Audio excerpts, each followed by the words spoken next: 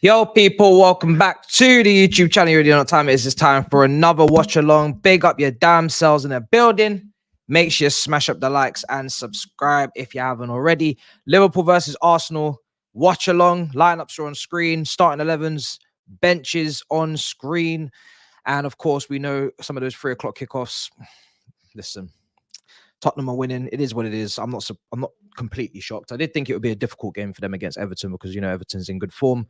But I did just pick them to win that game. It is what it is. We've got our own things to deal with and problems to solve tomorrow, which will be the most important result of the weekend for us, regardless of what's been going on. We've already had a lovely early kickoff, funny result. So we can't ask for everything. Do you know what I mean? We need to take care of our own business. Hussam, I don't know what you're on about Liverpool shirts, but we don't own any of those, brother. Don't you know, we wish you well, but let's calma. Let's not take it too far. Do you know what I mean? We wish you well in your endeavors today. Make sure you handle your business. Starting 11, Alisson in goal, Trent, Konate, Van Dijk, Timikas, Endo, Szoboszlai, Jones, Salah, I believe Gakpo, and on the left-hand side, Diaz. Nunes is on the bench. I think deservingly so. He was running offside for fun in midweek in the first half. Gravenberch on the bench. Gomez. I think Gomez has been good for Liverpool recently. And this is the guy that has had so many injury concerns, so many setbacks, had to just continue to keep recovering and rejuvenating and coming back. So the fact that he is performing for Liverpool this season is even a little bit surprising for me because at some point you think the injuries is going to be too much. But he has managed to contribute a lot, even at left back. And Elliot, I think Elliot, listen, I said it in midweek. I thought Elliot was man of the match. I know Jones got 2 goals, 2 very, very good goals, especially in the first half. Elliot was just ridiculous. So I think it's unfortunate for him to miss out, but I'm not surprised. Grizz said it as well on Big Six that obviously Jones is going to have the engine running in the midfield alongside Szoboszlai. So that doesn't really surprise me too much. Obviously, Salah was always going to come back into the team. For Arsenal, when was the last time we watched Arsenal? Arsenal. We watched you against... When was the last time, guys, that we watched Arsenal? I'm trying to think. We watched them. Did we watch them? Yeah, we watched them last week, I think. Against Brighton, yes. We watched them last week against Brighton. Absolutely cleaned house. Destroyed them in every single part of the pitch. On and off the ball. They took them to the cleaners, man. It was a shame how bad Brighton actually were. But listen, Arsenal have to get their credit. They absolutely destroyed them. Their starting 11's on screen as well. And now the bench, pretty much what we expected. We're not surprised. These guys at this point they've got their 11 pretty much penciled down. Same every game. Havertz starts again alongside Odegaard, Rice in midfield. Front 3 is the same every game. Saka, Martinelli, Jesus. The back 4 is pretty much the same every game now as well as Zinchenko at left back. The only thing I was thinking is that maybe if Tomiyasu could have played left back, obviously in a game away from home at Anfield, Salah's on that side. Salah's gone on a bit of a goal drought and then he scores in midweek. He missed a sitter and then he obviously went and scored afterwards. Tomiyasu, but he's not fit. So Kivior was definitely not going to expect to just jump into a big game. But I think Tomiyasu potentially could have played for Zinchenko if he was available against Salah, just to shore up the defense a little bit. But apart from that, it is pretty much exactly what we expect from Arsenal. So yeah, big game. Looking forward to it.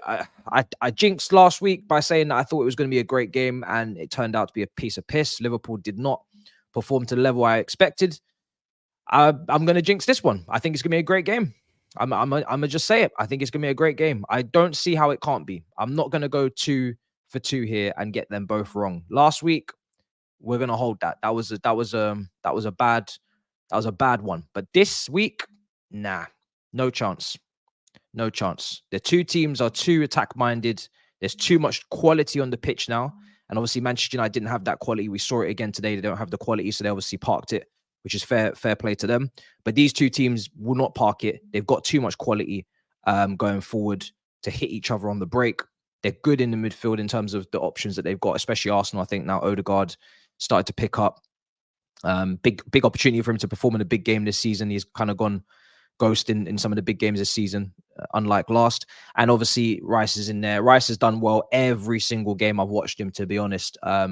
He's put in a performance. And Havertz is starting to come into some good form now. I don't know how many games he's been for him. Probably maybe 5 games, you could say. He's probably been in form. Arsenal fans might correct me, but it's been roughly that. He's been stepping up. So it has to be a great game. It really does. Let's see what you guys are saying in the comments. I'm going to run the poll for predictions. My prediction for this game was Liverpool 3, Arsenal 2. I might be overdoing it with the amount of goals. That's just kind of like what I want in terms of a spectacle. But I do think Liverpool can edge this. And they're fresh off midweek now. They should be full of confidence. Obviously, Arsenal didn't play, so they're fully rested. So it could work both ways. I can't see Arsenal winning this game, if I'm completely honest. I can't see Arsenal coming to Anfield and winning. I think they had more of a chance of doing it last season when they were coming blitzing teams. They were 2-0 up, then they just kind of threw it away. But I don't think Arteta's going to go full out attack. I think they'll attack. They'll manage the game against, like they did against Man City. They'll show the control. I think they can get a draw, but I don't think they're going to win. I don't think they're going to win Arsenal. I think it will either be a Liverpool slight win or it'll be a draw. I was going to go 2-2, and then I think Saeed might have predicted 2-2 in Big Six. I can't remember. Saeed's in the chat, big up. And then I was like, I need to do something different. So, but let's see. Maybe Arsenal will come here and win. They definitely have the ability to do it, but I just don't think so. Saeed, brother, are you recovered? How are you feeling, brother? How are you doing after what happened in the early kickoff? It was a long day. It was not easy for you. I watched your review. Bro, yeah, I think I'm not going to say you're on your last legs in terms of this manager, because you've already wanted this change for a while. But bro, I don't know how many more. I don't know, man. Where are you now? 8th. You're 8th in the league. You could have been 9th if Brighton won. You are coming closer to me, brother. Soon you will be next to me, sitting right next to me. I'm on track for 2 correct scores. Did Everton score? Because I think I said Tottenham 2, Everton 1. I think that's what I said. So unless Everton have scored, they have. Oh, yes. Come on. Are you serious? Oh, come on. We might be getting 2 for 2 today in terms of correct scores. The goal came from Andre Gomez on the 82nd minute. I had no idea. I wasn't even paying attention to that game because, to be honest, Tottenham, I thought they cleaned up there. Forest 2-2 with Bournemouth. Red card was given, I think, in the first half for a Forest player. Let me just check who that was. Yeah, it was Bolly, sorry. Bowley's on my mind. Bolly with the red card. Elanga obviously got the goal. Solanke got 2. Miz has been screaming. Well, not screaming. He's been whispering on the all-you-can-eat Chelsea's that maybe Solanke should be an option in January. We should go back to our Cobham brother. He's banged in 2 goals today. Listen, it's becoming a conversation. And Luton are beating Newcastle 1-0 at home. And guess where we have to travel as Chelsea fans very soon? We have to go to Luton away. It's part of the 5-game stretch of fixtures that I've said that if we don't win all of those, then, you pretty much can forget about any serious positions in this league, because the fixtures after that are absolutely awful. And the period I'm talking about that we just came out of before the international break. So, yeah, Luton away is going to be a tough one. It's going to be a tough one. They're beating Newcastle at home. Andros Townsend. And obviously they have Ross Barkley. They've got a couple older heads. So let's see. But yeah, a couple correct scores. FIFA was abandoned. Rage quit. So I guess I actually don't have those games done. But that's fair enough, because I guess we didn't do a proper episode for them anyway. Pretend it didn't happen. The mid 6. Oh, you said 2-1 as well. Oh, okay. Mud Brother's going to get a correct score as well. I might be moving up that table this week. I did say to myself, I need to have a big week on predictions. I was starting to fall off, and I wasn't picking up many. So I do need these more than you can believe. I need these correct scores. Tomorrow, you probably have seen the advertising for it already. So I was saying to you guys earlier that the reason why there was no Thursday content is obviously because I did some Formula 1 stuff in the morning. I did obviously DR Roundup. And then, of course, in the evening, I was with the FCM boys. You might have seen me lurking on some stories. Fuad, Cams, Liaz as well. And there's an episode, there's a big Christmas special dropping there tomorrow. And I believe also we as Big Six are dropping tomorrow as well. Not tomorrow, sorry, Christmas Day on Monday. I keep thinking it's tomorrow. So Christmas Day is going to be a madness, guys. It looks like there's some serious pieces of content dropping. So your Christmas Day is going to be a madness. So enjoy that content, man. Like I said, we're dropping at 12. It's going to be a madness. I can't wait for that to drop. I'm seeing doubters already in some of the comments of the posts that we put out on socials. I've noted your names down. I'll be back. I'll be back. I need that Tottenham game to end. I really need that Tottenham game to end. Grizz has been having so many stinkers with his predictions. Let me go through the predictions actually, and you guys get your votes in on the poll as well if you haven't done already. Liverpool versus Arsenal poll. Like I said, I think Liverpool are going to slightly take this 3-2. It's kind of what I want as well, but we'll see what happens. Big Six predictions. What did people go with for this match? Let's take a look. I just want to get a rough idea of what I'm up against. I went with a 3-2. Turkish went with a 2-1 Arsenal win. Hugh went with a 3-2 Arsenal win. Saeed went with a 2-2, which is what I wanted to go with. Liverpool for Grizz 2-1 win, and Thabz said a 2-1 win. I said a 3-2 win. Pretty balanced. I don't think, outside of me and Saeed, I don't think anybody else has correct scores today. Thabz went with a 2-0 Tottenham win. That's now gone after that late goal. He's going to be fuming. Saeed also went with a 2-1 win. He went with a 2-1, so he's got one there. He went with 2-0. That's now him finished after that late goal from Andre as well. Andre Gomez. And nobody got the West Ham one correct apart from myself. So it's just me and Saeed with correct scores today. I like that. It's a good day. Good day, good day, good day. Okay, let's take a look. Like I said, get your votes in. We are 38 minutes away from kickoff. Tops +6, Everton versus Spurs. Yeah, we're doing very well. Where's Z? Z is still not here. If he wasn't here for the last watch along, Manchester United fan Z, I know your names in the comments. If you're here regularly, I've learned your names, and I'm telling you, I'm watching you. So Z, one of our Manchester United fans, very, very frequent watch along watcher. That makes sense. He, before the game, when I said West Ham, I said 2-0 was my prediction, 2-0 to West Ham. He's giving me a lot of back chat. He's like, yo, you got an agenda against my team. You're being harsh. We're definitely gonna control this game. We're gonna be the better side. I said, all right, no problem, Z. Not a problem. And brother has not been back since the second goal went in. That brother has, I don't know where he's gone. I don't know if he's disconnected his broadband.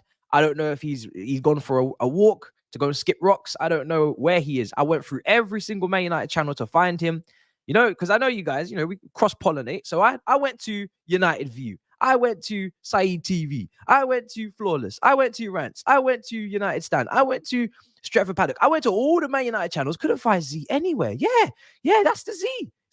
Saeed knows him. Couldn't find him. Don't know where he's gone. Disappeared off the face of the earth. So listen, Z, one day you will be back in this live and you'll be back with us and we will be here and we will be interrogating you, bro. So don't think that you can just wander off. You can't just say whatever you want in the comments. I mean, you can, but I'm going to take note. I'm gonna definitely take note over some of those comments and we will be back. We will be there. So yeah, we need to send out a missing report for Z Gold. Let's get some missing posters out. Do you know what I mean? Make sure we can locate this guy or this girl, find out where they are, and bring them back to me. Wanted dead or alive. Oh dear Lord. So yeah, Z has absolutely disappeared. I'm guessing his day's done. I'm sure Z will be back though for tomorrow's watch along, which will obviously be Wolves versus Chelsea. That will kick off on here from 11:30. We're going to go early because I will be leaving very much on the dot as soon as that full-time whistle blows, whether we win, draw, or lose. And then I'll do the review and then I'll be done. And then you probably won't see me again until Tuesday. You won't see me again until Tuesday. Let me just be honest. So yeah, let's see where Z is tomorrow. See if he comes back. But yeah, these two teams have come out. Endo we knew was going to start. I think Liverpool's team and Arsenal team is just very bait. I'm looking forward to Martinelli versus Jesus. Martinelli versus Trent. I don't think Martinelli's been the same this season, to be honest, to the level that he set last season. I was very complimentary of Martinelli in terms of Arsenal's downturn towards the back end of last season when they started falling off the rails. The only forward in that front line that kept it together was Martinelli. Obviously, we know Trossard had a couple good months after the January window when he signed. He was racking up assists, but Martinelli, I felt towards the back end of the season, was still really plugging away and still performing.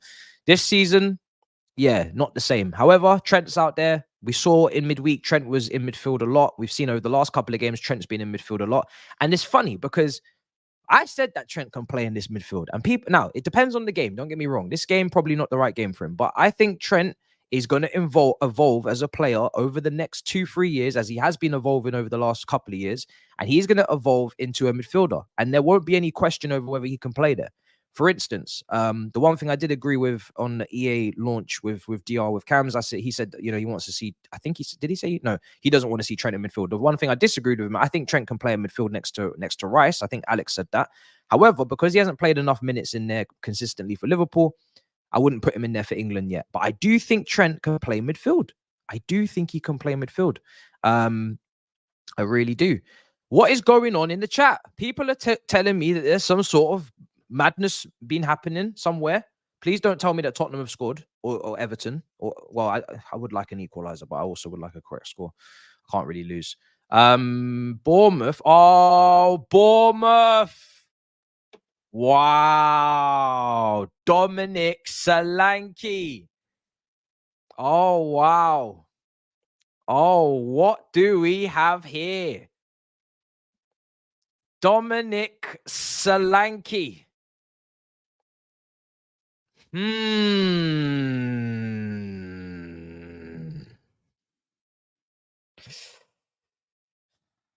What is going on over there?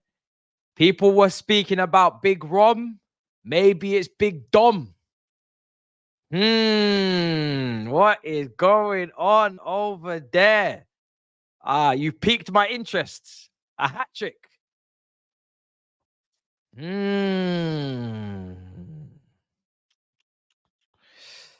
What will that take him to tally-wise? I'm not gassing it. I'm just humming. You know what I mean? I'm just humming. I'm very intrigued. I'm intrigued. I've seen one of his goals. One of them were incredible headers. He was on 10 goals in 17 games before this. Now he's on 13 goals in 18 games in the Premier League this season. 1 assist, unless he got an assist today. 13 goals in 18 games. Does he take penalties for Bournemouth? No, is my next question. If you let me know. I'm trying to think if he takes penalties. I'm not too sure. If he does, if he doesn't, talk to me. It says 11 on Google. Sorry, it says 10 on Google. Could be incorrect. Let me just double check it with another site because I felt like he had more goals than 10, but I could be wrong before kickoff. Solanke statistics. What is he on this season? So now this site's saying 8. So I think he might. So no. Okay. So I think they might be automatically updating it, right? So he must be on 11 goals now in total. So we're not talking about before kickoff. We're talking about right now. He's on 11 goals in now 17 games, right? Okay. Yeah, that makes sense. Because yeah, SofaScore was saying 8 goals. So yeah, must be including the hat trick today. So Solanke's on 11 goals in. Imagine if he wasn't on what I previously said. He's on 11 goals in 17 games. Yeah, he's on 11. Sorry. So he's got no penalty goals. Yeah, this is interesting. This is interesting. Interesting. I'm interested to see how many people would take him. I'm now going to run a poll on that. Once this poll for the prediction for this game is concluded, I'm gonna run a poll on that. Would you take Solanke at your club? Manchester United fans, you may as well get involved as well. Manchester United fans, you need a striker. Hairline once again today hooked, didn't contribute nothing really to the game, didn't score. You need a striker. This guy has 0 Premier League goals. Man United fans, get involved. Tottenham, Richarlison scored again today. Son, I think you guys probably don't have that as your priority. Arsenal, no. Liverpool, no. And City, no. So it's really just Chelsea, Manchester United, Newcastle are fine. Villa are also. I'd say Villa would have been an interesting shout as a option alternative to Watkins because they don't really have one. But yeah, I don't know. I don't think maybe he would go there, Solanke, to be fair. He's played in the 2. Maybe it would work. But yeah, I think Watkins' competition would be interesting as well. Nketiah is available, yeah? Oh, okay. What? So are you getting involved in this conversation now? Surely not. You man are gonna get Tony, aren't you? So that's why I just didn't include you lot. And you're gonna be in the Champions League next year, which means I don't know why you wouldn't even just go for Osherman as well. Why not?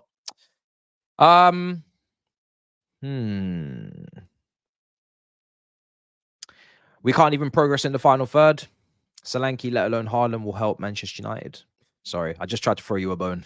I just tried to get you involved in the conversation. You've lost today. Tried to bring new life, new hope, new spirit into you. Maybe too soon.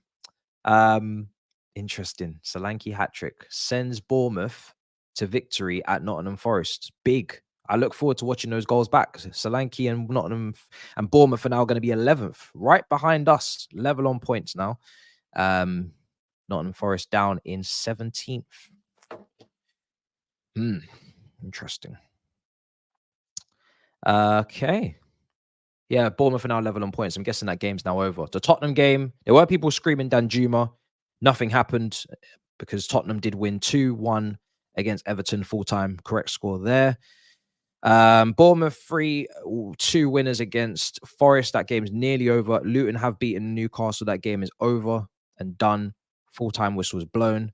Manchester City, obviously, Brentford was postponed. Man City just won the Club World Cup last night in Saudi. Where was it? I don't even know. Was it in Saudi? I think it was. And yeah, Man United obviously lost earlier today 2-0. So, interesting. Goal line technology saved Spurs. Burnley, fire emojis. You did beat Fulham. Sorry. Yes, you beat Fulham 2-0 away. That's a big result. That's a big result. You went to Craven Cottage and won 2-0. That's a Fulham that were firing in front of goal. I said it. You see that Fulham team? They kind of shot their load. You know what I mean? They got their goals out the system, but I didn't think they was just going to keep banging them in like that. Their team's not built for that. We saw Iwobi on the wing today of Harry Wilson, Pereira in the 10, Rodrigo up front. Not sure where Jimenez went. Oh, he's injured. Vinicius was off the bench. So was Divock Origi, and a couple of others as well. I'm sure Paulinho will be looking for an escape route in January. Cool. Interesting. My career mode is so realistic. Thanks. Actually, wait. I don't know if it is. Everton are top of the league in my career mode. So, I don't know.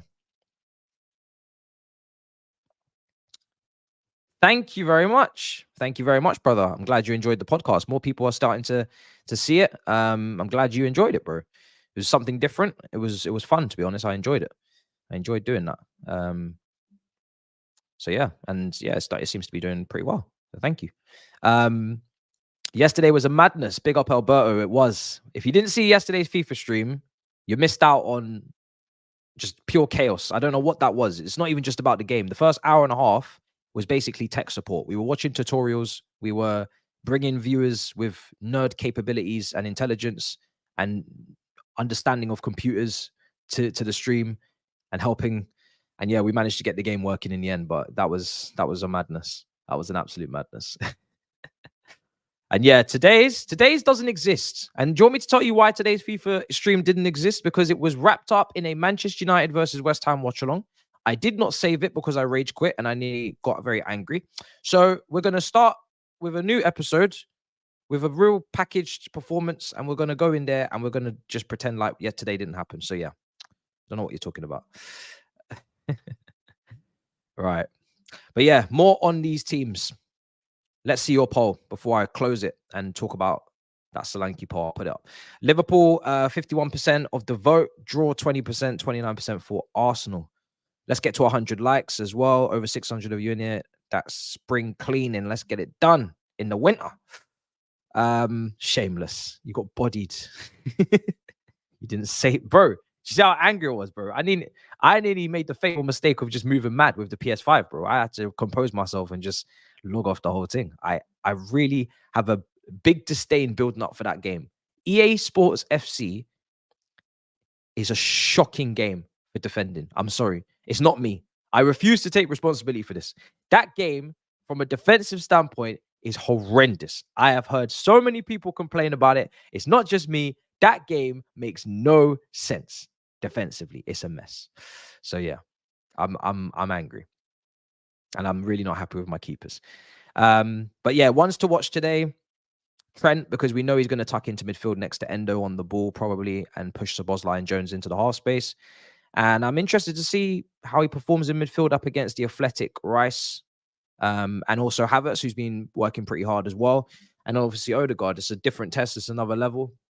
If he passes with flying colours and absolutely smashes it, Trent, in the midfield today, if he drops in, then yeah. But he is one of Liverpool's match winners, so he's just there regardless. The centre-back pairing couldn't be better for Liverpool, but I will stress this again. Gabriel Jesus is not the one you want to play with in this fixture.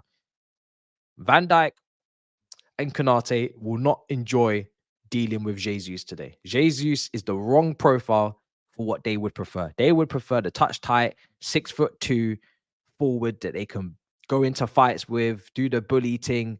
This guy is going to drop into the midfield or drop into the half spaces. He's going to make all of these. He's going to just move people around, put people in awkward positions, and also his dribbling and close control is great. He'll be sniffing for the penalty if he gets an opportunity. He scored last year, I think he made it 2-0 with the header. And it's just similar to how Jota up against Arsenal, they always struggle to deal with Jota for similar reasons. Again, you can't really keep him close. He'll go and find himself in all these different zones and areas. He's great movement, instinctive finisher.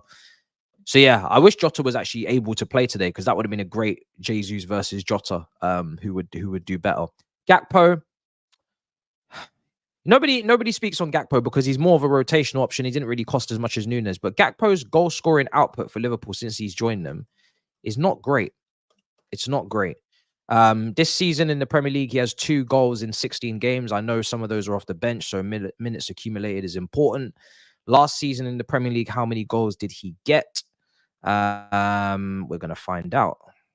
I think he must have 11. No, how many goals does he have in the Premier last season?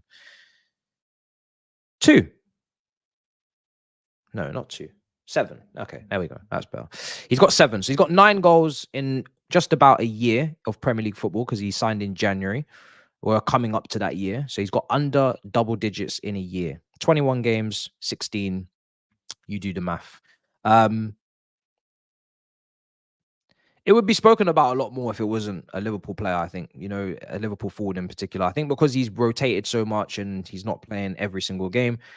But he's played some games in midfield, yeah. But it doesn't stop people from asking for GA. I would expect Gakpo to put the ball in the back of the net. That's kind of his thing. I don't think he's a great dribbler in terms of...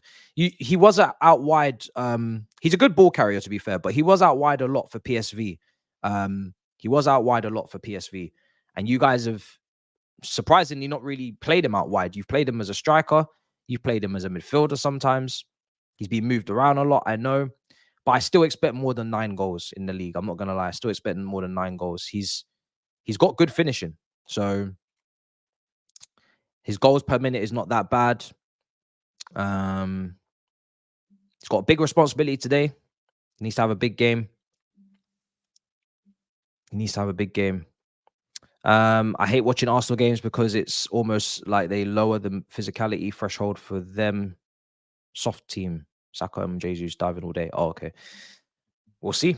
But yeah, I would have expected more. Overall, it's tough to tell because obviously it's all mixed in with Eredivisie stuff last year, but this year, in general, it is at 2 in the Europa League, 3 in the Carabao Cup, so it's 7 and 2.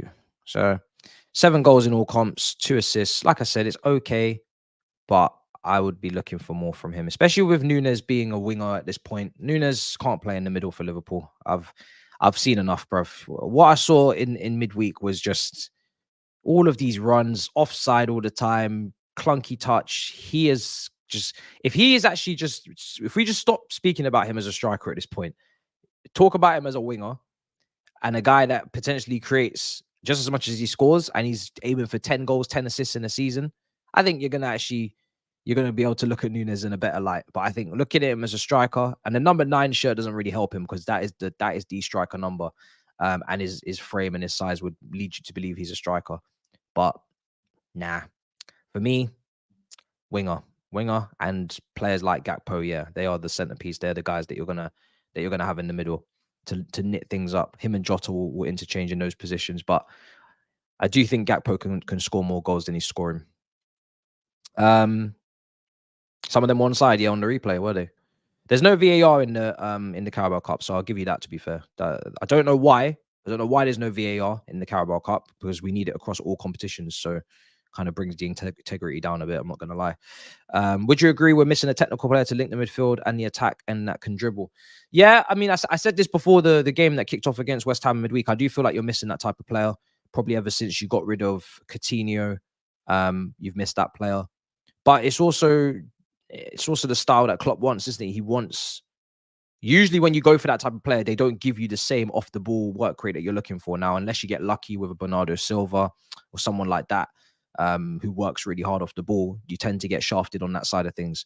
I do think, though, with Elliott's performance against West Ham, he could be that player for you on a consistent basis. I just don't know if defensively, and again, this is what I'm talking about with the trade-off, I don't think Klopp wants him defensively in that midfield for a lot of these big games and a lot of these games in general, because you don't have a 6. So because you don't have a 6, you need everybody in that midfield to play their part. So Boslai's got to track back. Jones has got to track back. Everybody's got to help Endo or help McAllister when he was playing there. Maybe if you had a 6, like if you had like a Declan Rice or a Rodri or someone, maybe it would allow Elliott to get more game time because you'd be able to counterbalance what you're lacking right now in the midfield. But I think until you get that 6, you probably won't see Elliott playing consistently, because defensively he's not anywhere near the level of the other guys I mentioned. So yeah, but listen, he could be that link. He could be that link. If he performed the way he performed in midweek, he could definitely be that link, 100%. He could definitely be that link. Oh, you were talking about Chelsea. Well, if you're talking about Chelsea, no, I think we have Nkuku, we have Carney, we have Palmer, we have enough players in those half spaces. They just haven't been fit, and just because they're not fit doesn't mean they're dead. You know, you can't really, for me, legislate for more. I think Madueke's position's at risk. We were linked with Elise, who was an out-and-out winger. Who knows? We could look at that situation again. He was playing really well over the last game. Wingers in general, Mudryk on the other side as well. We're going to obviously give him a lot more time and patience according to reports. But again, a lot of development has to happen there. I think the striker position is priority. I wouldn't prioritize the attacking midfield position though. I think once we have everyone fit, we have the numbers and bodies. We just need to see the performances. Are you guys all sold on Solanke now? Yeah. So you want Solanke? How much would Solanke be? Okay, let me ask the chat. Right, Solanke scored a hat-trick today. He's now on 11 goals in 17 games. What is Solanke worth now? He's English. I think he's like 26. I think he's a good age. He's coming into his peak. He's done the championship stints. And banged in the goals there. He's done the whole go to a big club, Liverpool, not really do anything, and then go down to Bournemouth, and now he's starting to find his feet this season. Last season, he got 6 goals in 33. The season before, he got 3 goals in 32. Be very careful. We have seen, and I'm not trying to say this is definitely him, but I am not I'm not doing what you guys are doing, some of you, which is, yeah, let's just go and sign him now. Even though he looks good, he does look good, but we've seen this before from strikers for years and years and years. Mitchus and Pape Cisse's and all these guys, they can have a good season. You can have a good season. Can you have back-to-back good seasons? That's the question. Now, if you're bringing in Solanke on a fee that's not crazy, like a 35, then doesn't really matter too much, because you're not necessarily saying he has to start every single game. He's another option. You're bringing him in to bring a bit more experience to Jackson and Broja, and you're just using him as and when you feel you need to. If you're paying 50+ million and we're going into 50s, 60s, 70s, which is just no, I don't expect anybody to tell me he's worth that any more than 50. Then obviously you're now buying a starter. So it depends on the price, but for me, at the moment, still more needs to be seen, because this is his first season in double digits in the league, and that is another gamble you're taking in terms of sample size and evidence, backdating how many goals can they notch up over time. This is why even Osimhen, I think someone said Osimhen's only hit 20 goals once in his career, which was it the title winning season? Let me take a look at Osimhen's numbers. Apart from the fact that he has a few injury concerns, but I think Osimhen's numbers aren't as mad as people would assume. Yeah, so 26 goals in the 22-23 season. Napoli won the league. 7 goals this season in 12. 14 goals the season before in 27. 10 goals in 24 the season before that. Then we're going back to Ligue 1 in Lille to see 13 goals in 27 games in the 19-20 season. So he's not hit more than 20 more than once. He's done it once, and that was an incredible season. But with the price that we're talking about, which is people are talking about release clauses of 140 million, you are expected as a 140 million striker you should be getting 20 goals for fun. and you should really be then trying to hit 25 minimum. To be honest, in the league, not in all comps, in the league, 140 million for a striker. You are putting out Harry Kane numbers, or else. You are putting out Harry Kane numbers, or else. I do not pay 140 million for someone to say, "Oh, but you can get 15 goals." No. If anybody wants Osimhen at their club, I hope you understand. He will be under pressure from day one. There's no running from it. There's no hiding from it. I don't want to hear acclimatize. I don't want it, bro. 140 million for a striker. You need to bag 20 Premier League goals first season minimum. Kane, his numbers 30, 17, 23, 18, 17, 30, 29, 25, 21. That's all over the last 1, 2, 3, 4, 5, 6, 7, 8, 9 seasons. More often than not, he's banging in 20 minimum, or he's getting close. And the reason why he's not hitting 20 is because we know he's got injury problems of his own.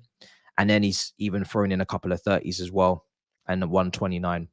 So yeah, this is the evidence.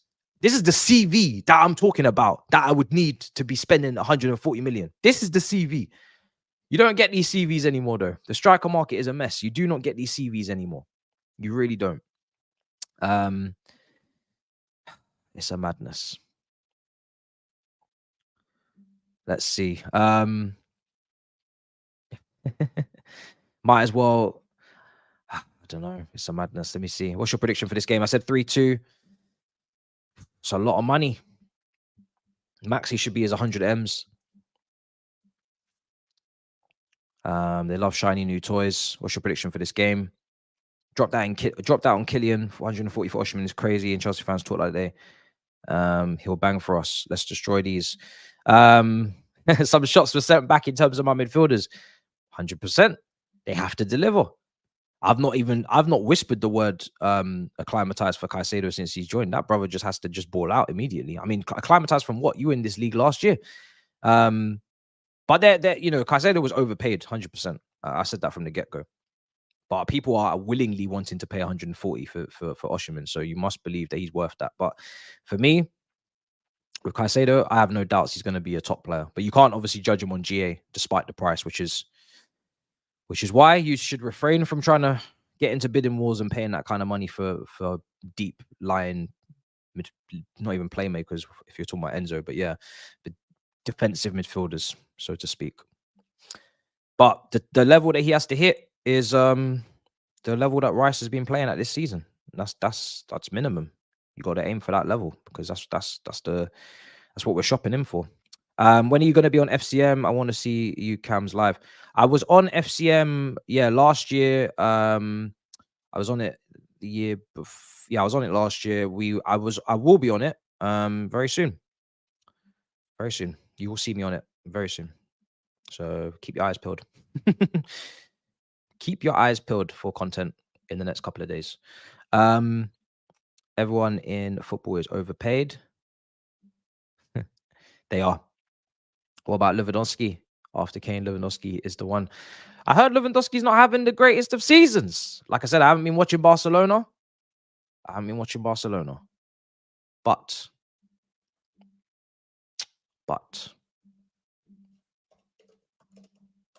if I take a look at him now, and I take a look at his stats, I've heard bad things. Put it like that. 8 goals in 16. I think for me, like goalkeepers and strikers, it's very simple to define their role when they hit a certain price point. If you hit a certain price point with a striker, there's a certain amount of goals you just have to hit. It's just you can't really justify not hitting those targets. You just can't. Midfielders have a lot of different things they can do and bring to the game and all these things. They still have a lot of expectation, but there's a lot more conversation about what they're doing, what are you watching, what is the numbers telling you. Because again, you can shell out numbers in midfield, but you can also then fail to be able to pass the ball. And then I'm still not rating you highly. I'm not going to lie. If you get GA in midfield, but you can't pass a football, and you're stinking in the first phase, you're not press resistant, you can't trap a ball, I'm not gonna say that you're worth 100 million just because you're scoring goals and assists. So it depends. It depends, man. But strikers is pretty. It's really easy. Strikers is easy to justify. Let's see. His age is showing. Yeah, but he's been doing it for the longest. He's been doing it for the longest. So yeah, Lewandowski dropping off is what it is, isn't it? He's been doing his thing. But it's his first time he's left Germany, though. First time he's left Germany. He had a good year last year, and that's that now. It seems to be falling a bit. But I wish I'd watched more Barca this season. I've seen even Xavi's not keen on Felix at the moment as well, so it's all mad. It's all mad. I think Ivan Ferguson would be a good shout. Again, Ivan Ferguson's been catching a few licks from Brighton recently. He's not been playing well. Ivan Ferguson, he's not been playing great. Even the Brighton fans have been saying that there's a lot to improve, there's a lot to work on. So this is why you can't jump the gun sometimes, especially on strikers. You've got to be careful because people are ready to slap down money for Ferguson before he'd even hit double digits. The man had not even hit double digits in the Premier, and people were like, "Yep, 100 million. He's there. He's made it." And I'm just like, "What?" I was like, "What?" Let the guy breathe. Let him develop. He needs to stay at Brighton for 3 years. He needs to stay at Brighton for 3 years, man, for sure. So yeah, it's a tough one. Where are we now? We are 8 minutes from kickoff. Tony's the guy. Yeah, I mean, the only problem with Tony is obviously he's coming off a break. You obviously wouldn't want a repeat offense or anything like that. That goes without saying. But yeah, Tony is one of my favorite options. But again, could get yourself into a bidding war. You don't want to have to overpay again. So I don't know what the price point is on that one. Weren't you once? No, I did never say that. I said after Caicedo, I'd never deal with Brighton again. You'd never hear me saying we should pay for Ferguson come out of my mouth. I'm done with Brighton. Been done. After that Caicedo deal, which we should have banked for 80, because that's max what we should be paying. And I said that, get that deal done. We were pissing around for ages. Then Liverpool come into it because we bid for Lavia. That deal shoots up to 115. As soon as that deal was concluded at 115, I said, we're never dealing with Brighton again. Never. And Brighton also were trying to get him to go to Liverpool because you heard it in the quotes after. They wanted him to join Liverpool. Why would you not want to join Liverpool? Never dealing with Brighton again. No more business with Brighton. Not interested. It's too difficult. They hustle us too bad. We get absolutely shafted every single time we deal with them. So we need to stop. We need to stop dealing with them.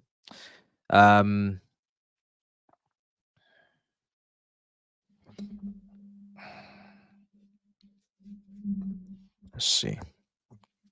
But yeah, the reason why I like Tony is not just because of the goal output, it's because of the all-round game. And you know how I'm at the moment when it comes to strikers, I do want the all-round game. But that's also because he shouldn't cost something stupid. You know, he should be able to bang in minimum 15 goals.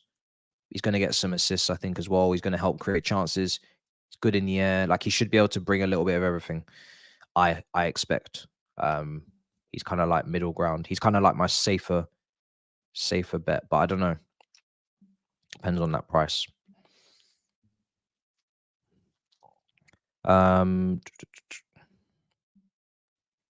Depends on the price. The price is probably going to be over the top. But yeah, there's still concerns there because he's, like I said, he's just come off a break. I don't think the whole board even agree on bringing him in, which is fair enough.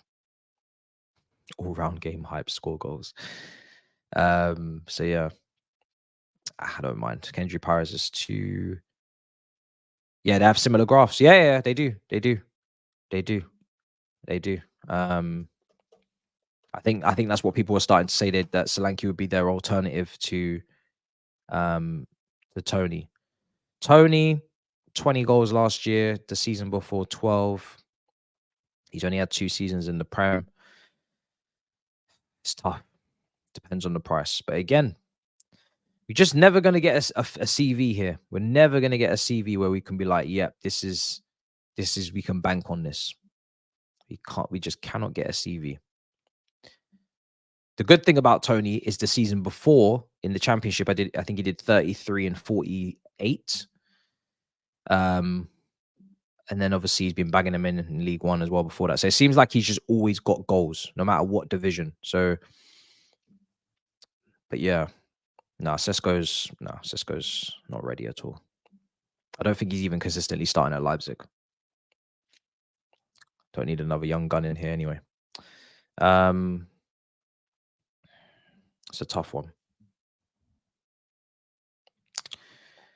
Do people just tweet things and take that as gospel? It feels like Palmer crossing the ball to Solanke. Openda. Listen, he's doing well as well. He's another one. Don't get to watch him often enough. I only seen him in the Champions League a couple of times. 11 goals and 16 in the Bundesliga this season for Leipzig. Lens last season, 21 goals in 38. How old is he now? 23 though. It's tough, man. It ain't easy out here. It's tough to make the right decision. I must say, this Bonifide is another one. Yep, he's another one. But again, these guys are a lot younger, so kind of clashing on the ages. All right, let's go to the scoreboard. We are 3 minutes from kickoff. We would do well to get the game up now. I don't know what we're waiting for. And let's see if we can get a great game today. We should. No reason why not. Smash up the likes if you haven't already. Game's about to start soon.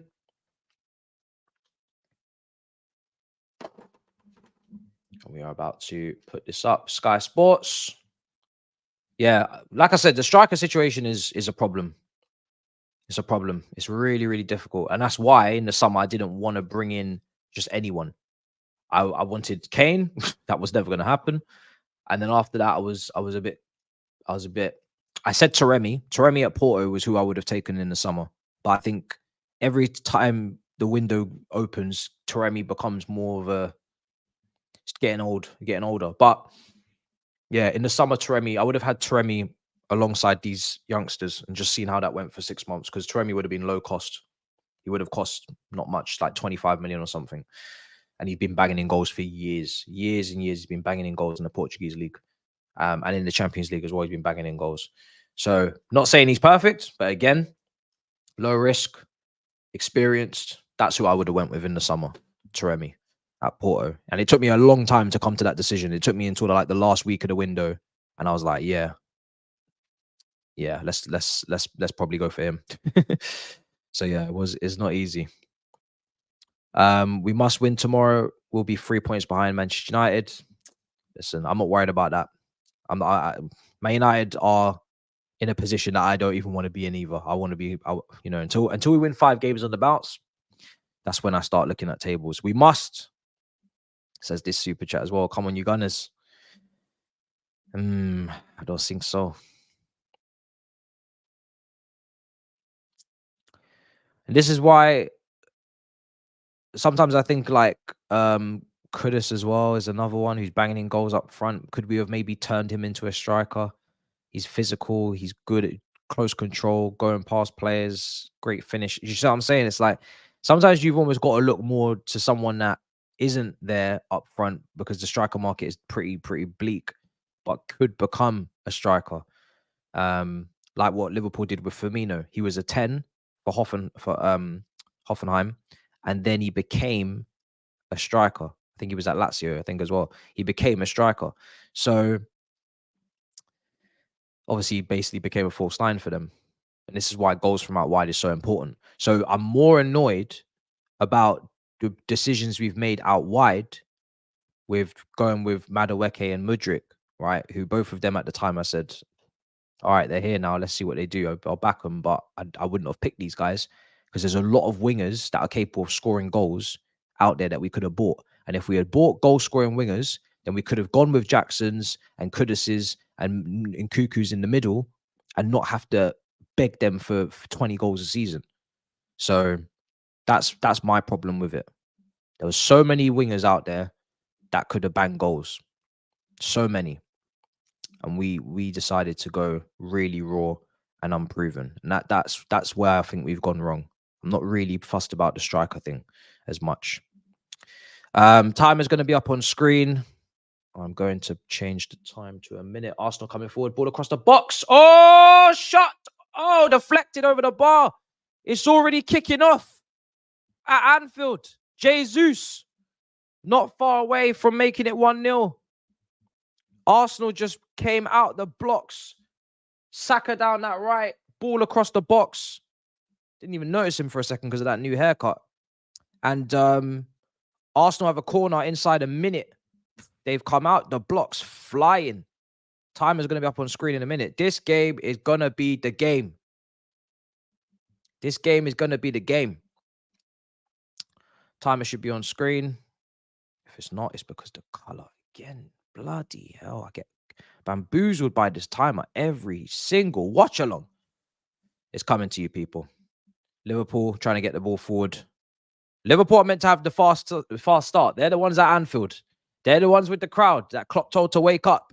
So it's Arsenal having the fast start at Anfield. God damn. Arsenal coming out the blocks. Even though I don't want Arsenal to win. I'm not gonna lie. I like a good fight. Arsenal coming out the blocks here should rattle Liverpool a bit. So it's just only gonna cause a good game. It's only gonna cause a good game. All right, I'm gonna have to keep updating this timer because it's still lagging behind, but it is now at least on screen. Smash up the likes. We're gonna get a good game in today, people. The first one was a chore. This one is gonna be beautiful. It's gonna be a great game. You just know it. The tempo is gonna be mad. There's too much quality out here. Liverpool just in possession at the moment. So yeah, that's my feelings on the forward situation. I just feel like strikers right now, big gambles. Didn't have to be like that though. Could have gone with goal scoring wingers. Could have gone with effective wingers. There we go. That's the timer now. You hate Liverpool more? Someone said in the comments. Who's saying Havertz scores? I would shift Sterling, bring someone better in. I don't think we can shift Sterling. I don't think we can afford to shift him right now. Got to try and build better around him to either make him a squad player or make him a part of a lesser part of the attack, but not such a heavy burden on him. But I don't think you can shift him in our current predicament. Got too much experience and can produce quality. As much as he annoys me. Okay, I'm just going up on the comments just to see if I've missed anything. Yeah. All right, cool. Yeah, Chelsea have wingers, but like I said, they don't score enough goals. That's not their fault, but that's a problem. Ball comes into the box. Gabriel! Oh, shit! Arsenal have taken the lead at Anfield inside 3.5 minutes. And it's Gabriel with the header from the free kick. I think Odegaard put it in, looped it into the box. Declan Rice now will be the difference from maybe what last season's team capitulated and lost their heads and didn't have the emotional maturity. Maybe someone like Declan Rice, who's gathering the boys up in that celebration, is going to be a player that can change that outcome. VAR is checking this. I'm trying to see who that is because one Arsenal player is offside. Only one. I don't know if that's Gabriel, but one Arsenal player is definitely offside. It's not Jesus. It's not Havertz. I think it is Gabriel. I think he might be offside. Yeah, I think Gabriel's offside. I'm pretty sure that's him. Yeah, Gabriel. Wow. That was a fast start, but I don't think it's going to count. I'm just trying to see who it is, though. Maybe it's not Gabriel. Or maybe it is, and maybe it is onside, but it doesn't. Oh! It's the foot. Wow. He's onside. I thought he was slightly off, but he's not. Gabriel, by a hair follicle, is onside. by an absolute hair follicle. Arsenal have taken the lead at Anfield. That could not have been for the neutral. That couldn't have been a better start to this game, because you now know Liverpool are going to absolutely move possessed, and Arsenal in turn will have their own opportunities on the break. What a start we have here at Anfield. 1-0 to Arsenal. Gabriel with the goal. And Anfield better sing louder than they've ever sung, because Arsenal defensively are, when they want to be pretty airtight. They can be pretty airtight. Gabriel with the header. Wow. Alisson just stood there. Could not get anywhere near it, Alisson. Couldn't get anywhere near it. He just stood there as it floated into that bottom corner. I don't think it was even right in the bottom corner, but Arsenal got off to a really fast start. They came out the traps. I always say, just, first 10, 15 minutes at Anfield, you got to get through. Arsenal were like, we're not interested. We're not interested in trying to get through anything. We're coming here on violence. We're coming here to win. We're coming here to send out warning signals and shots fired and whatnot. Fair enough. Fair enough. Let's see now. Here's Tsimikas, left side. When conceding first this season, 8 times, I think it is, for Liverpool. Didn't get to see the rest of it. Here's Szoboszlai. He's going to send it through to Jones. Back to Tsimikas. He's going to cross it in. Ball comes into the box, cleared away. Now Van Dijk. Saeed is celebrating. Celebrating in the chat. Happy as Larry, bruv. Saeed is happy. I'm not happy, but I'm also thankful that I know it's now going to be a good game. So, long way to go. I'm not worried yet. But that was a very good start, I can't lie. That was a very, very good start. That was very, very impressive. They came out the traps immediately. Like, the way they came out was so aggressive and so just, they just came out on a madness. You got to give it to them. They came out on an absolute madness. You got to give them that. Saeed TV is not far from 80K. 200 from 80K. We see you. Don't go anywhere. Don't go anywhere, bro. We see you, 200. It's not far away. Ball comes, so it's cleared away by Raya. Oh.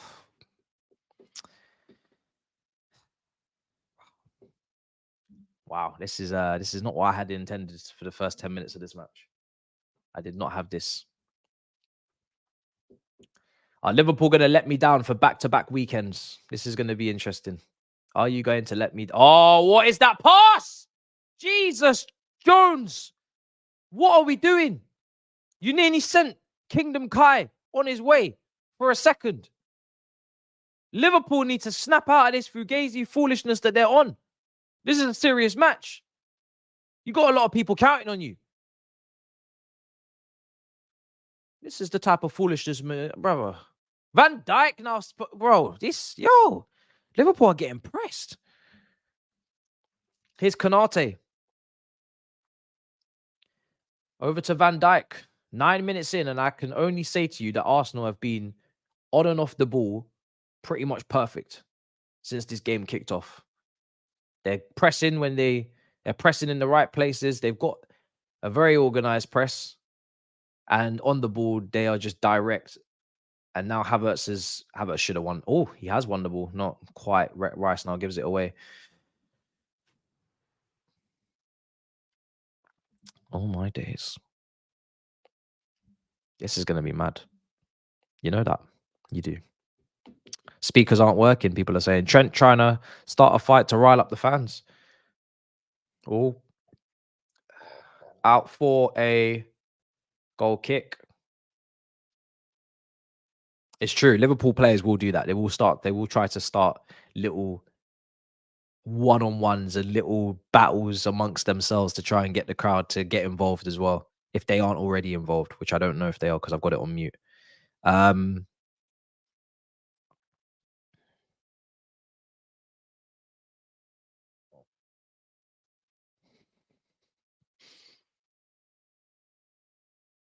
Here is Diaz on the left side.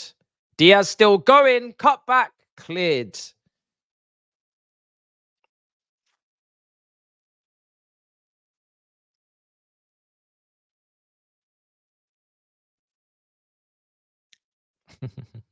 Everybody's tagging Miz. Miz has become the Solanke guy. I love that because I don't think he was trying to. I don't think he was trying to like become the Solanke guy, but he's now the Solanke guy. Let me just quickly text him. But yeah, cleared by Arsenal. So funny. So funny. Cool Turkish if Liverpool score. Ball comes into the box. Trent overhit.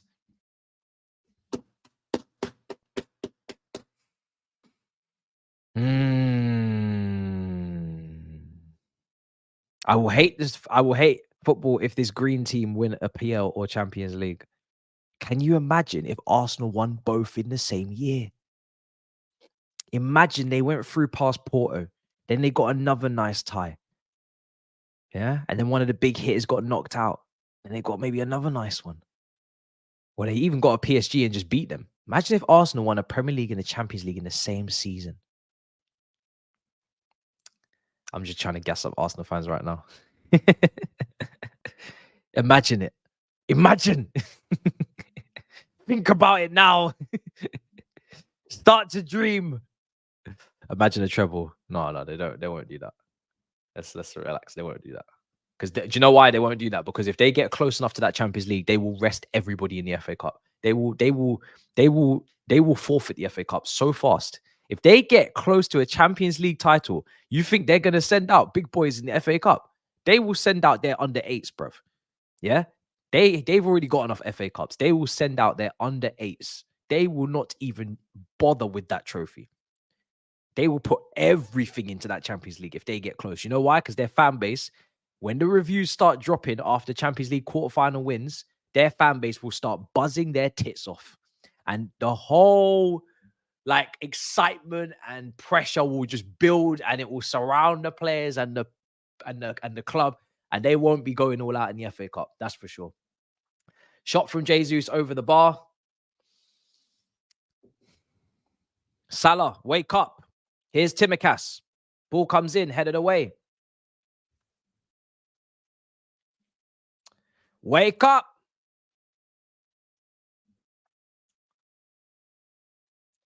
Salah side netting from Salah. There was the chance. 1-0's not good enough. Or it's not enough. Yeah, the ball just was headed on by Gakpo, I think. Salah didn't quite catch it. When was the last time Salah scored a Premier League goal? How long has it been? I said Arsenal can reach the semi-finals. Yeah, for sure they can. Winning it, I don't pip them to win it, but they could reach semi-finals. The teams in that at the moment, there's one too many dodgy ones for my liking. 2 weeks ago at Palace. Yeah, he scored against West Ham in the cup. Yeah, I saw that, but I'm talking about the league because I know he's been on a bit of a barren run. Tsimikas is going to put the ball in. 14 minutes in. Ball comes in from Tsimikas, headed back out by Saliba. Jones wins the header, out by Rice. In by Van Dijk. Back out again, hooked away by Martinelli. Trent puts it straight back into the box. Into Diaz. Brilliant delivery. Jones trying to get on the end of it. And now Saka gets it away. Brilliant delivery from Trent. Saka doesn't keep possession. Now Konate inside the midfield. Szoboszlai. Skip past Kai Havertz. Salah's cutting inside. Salah's going to put it into the box. Headed away again by Gabriel. Salah's trying to getting amongst it. Odegaard to Rice. Now Rice again. Rice trying to carry the ball. Loses possession.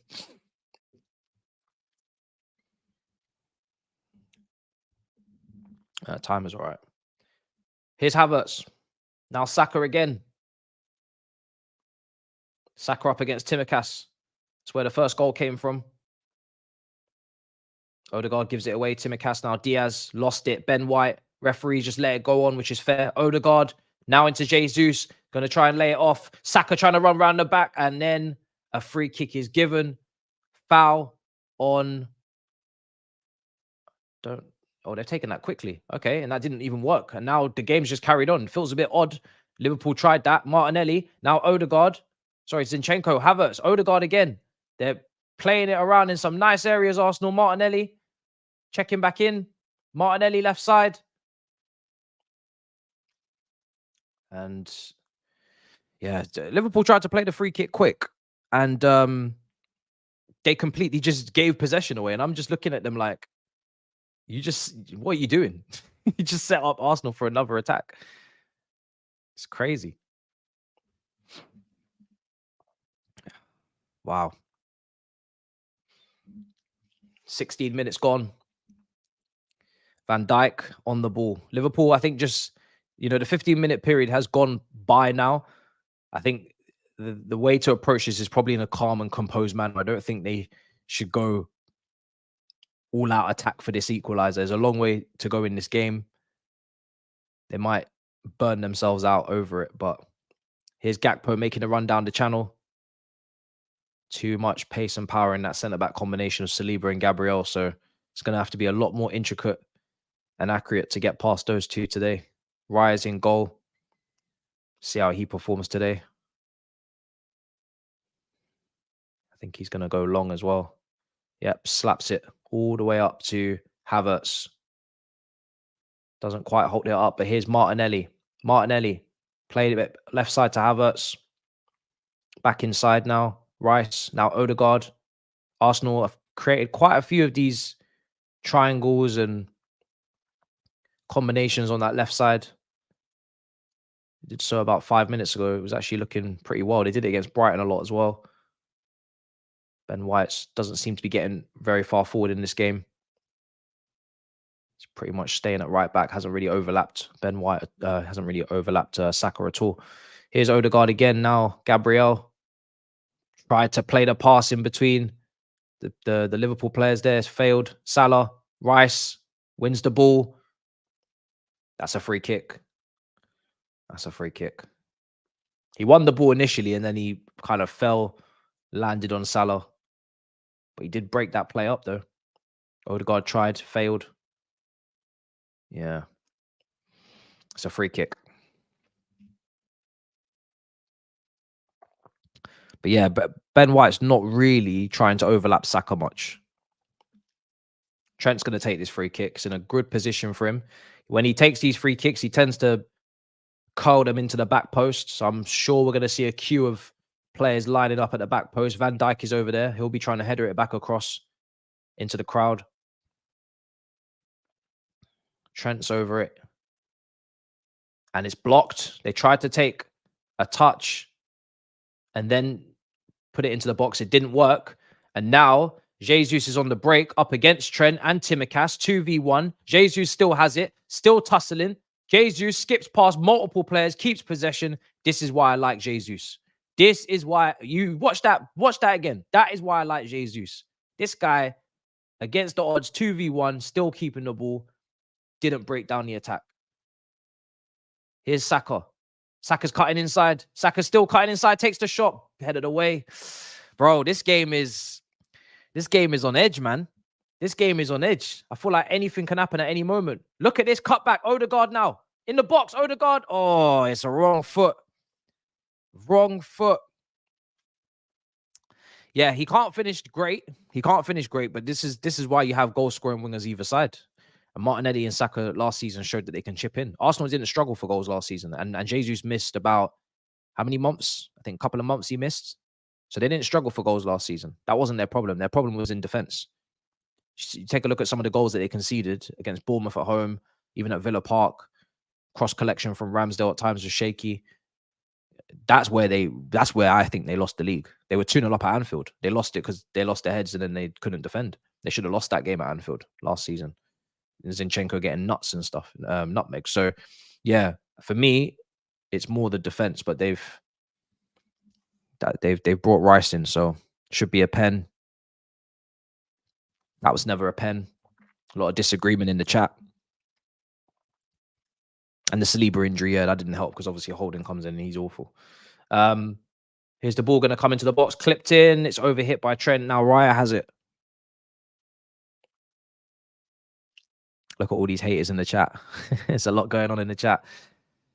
Bro, first half, so far, 6 shots to Arsenal, 1 to Liverpool. 2 on target for Arsenal, none to Liverpool. 7 touches in the opposition box to 8. 57% possession to 43. Arsenal with less of the ball, but more of the opportunities in the first 21 minutes. This is going to be a massive game, man. It feels massive. Even though the league can't be won or lost for either team today, it's definitely a marker for either one that wins. It's definitely a marker. I think it's a bigger statement if Arsenal win at Anfield because they've just not done it in 10 years, but it's a mark for sure.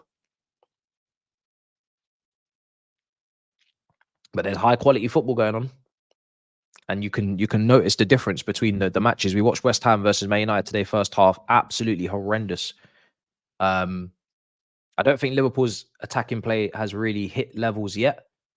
But just in general, the game quality is just much better. It feels like this game is in, minimum 1080p and has the potential to go to 4K. And the Man United game I was watching in 360p.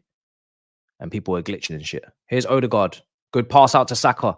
Saka now on the right side. Back to Odegaard. Now Rice. Rice is coming forward. Ben White. Odegaard again. He's going to switch it out to Martinelli. It's short. Trent headers it away. Zinchenko headers it back in. Sorry, Jesus. Back to Zinchenko. Havertz. Rice.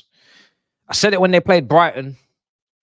They do play some good stuff. They didn't dominate possession against Brighton either. But they make you think that they're dominating possession because when they have the ball, they knock it around much better than Liverpool have today and way better than Brighton knocked it around as well. I was shocked when I saw that Brighton had equal possession at the Emirates last week because the way that Arsenal play and Brighton were playing was 2 different types of football, 2 different levels of football. Brighton weren't Brighton. They weren't themselves at all. They looked like something much worse. And it's similar today. The way that Arsenal knock it about, even though they have less possession, it makes you think they've got more of the ball. Whereas Liverpool, when they get it, they are obviously very direct. They hit the channels, they cross a lot. So it makes you that is associated with a team that doesn't want to have the ball, doesn't want to keep the ball, but yet they've had more of it. It's quite a mind fuck, to be honest. Endo's not being good enough. Someone's saying in the chat. Here's Saka. I don't think Liverpool want to be going 2-0 down again like last year. I wouldn't say they can't get back, but I wouldn't say it's the best idea in the world. This team don't look like they're playing around. Here's Saliba. Diaz. Liverpool look hot-headed. Even Havertz is playing well. Endo's been good though. Yeah, there's a bit of a disagreement on Endo in the chat, it seems, as well. Whether he's having a good game or not. I think for Liverpool, we need to see more of Salah versus Zinchenko. We need to see more of that. Because that for me is the biggest. That is the biggest gap in terms of, not even gap, but that's the biggest situation. That's the biggest mismatch. That's what I meant. That's the biggest mismatch out of everybody in the 11. In terms of Zinchenko doing what he doesn't enjoy, which is defending. Salah doing what he should be doing best, which is going forward and getting goals. That's the biggest mismatch on the pitch. So, and especially because on that side, you've also got Trent, who's going to do about 10 different roles. So, but he's great going forward as well. So it's a double whammy. Raya clears. Konate let that bounce and then cleared into midfield. Rice is going to play it in behind for Martinelli. It's a really good pass. Martinelli now versus Szoboszlai. This is the type of defensive work that I don't think Elliott was going to be able to get through. And he makes the tackle. Szoboszlai proves the point and clears for Liverpool. That's the kind of work that Elliott ain't getting through. And that's why he can't play in this midfield, even though he played brilliantly.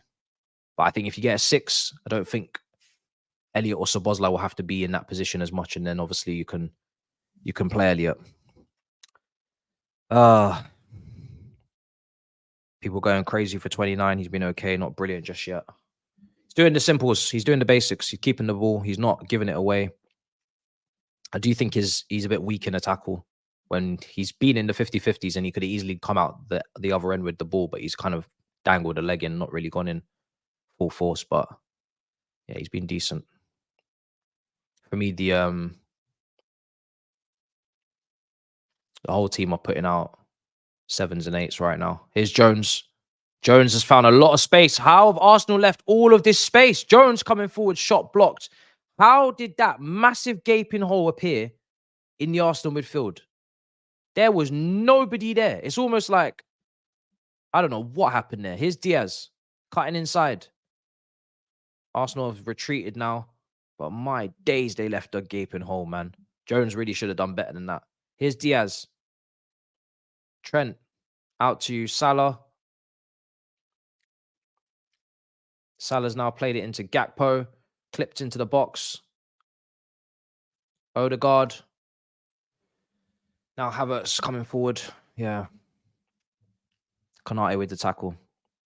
Konate can play DM. Can he? I've never seen him play there. Can he play DM?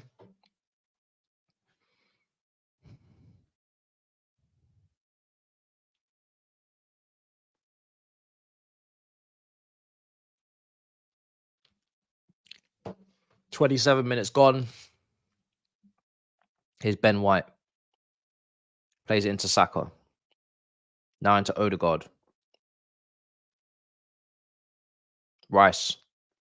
Odegaard.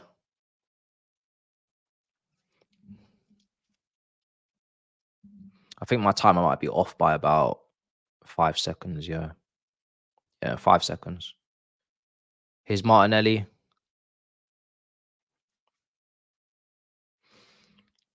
Oh, this is a madness.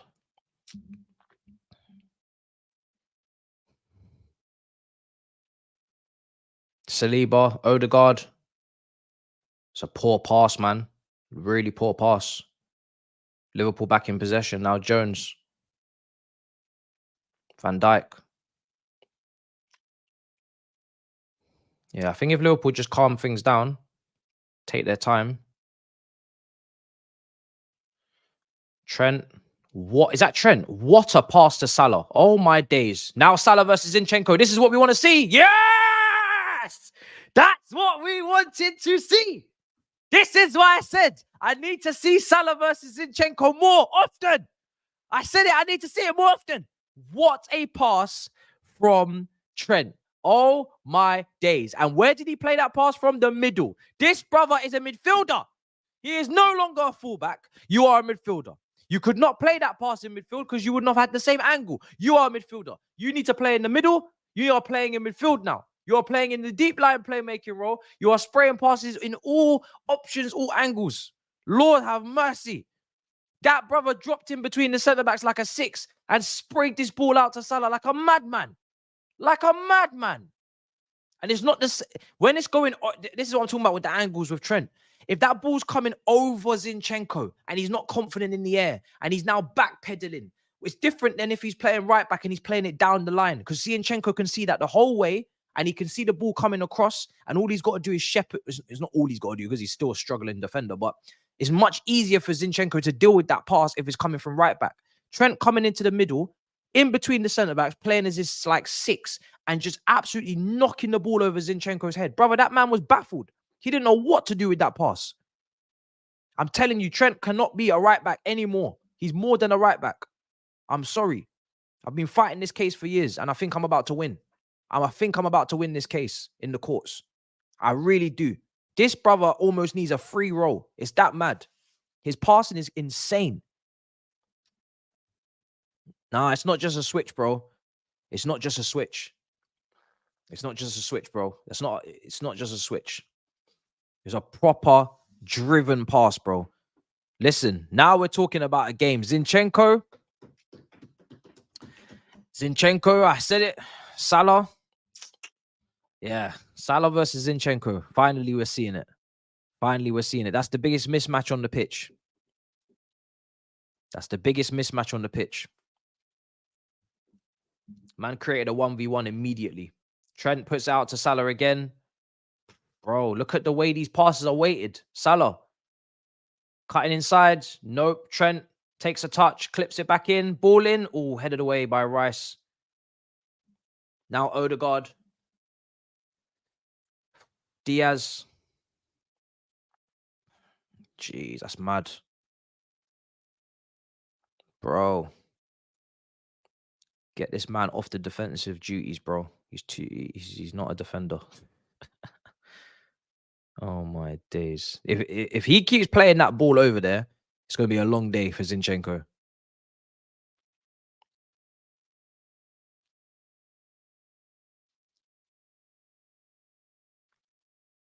It's going to be a long day. He just cannot be wasting his time over there.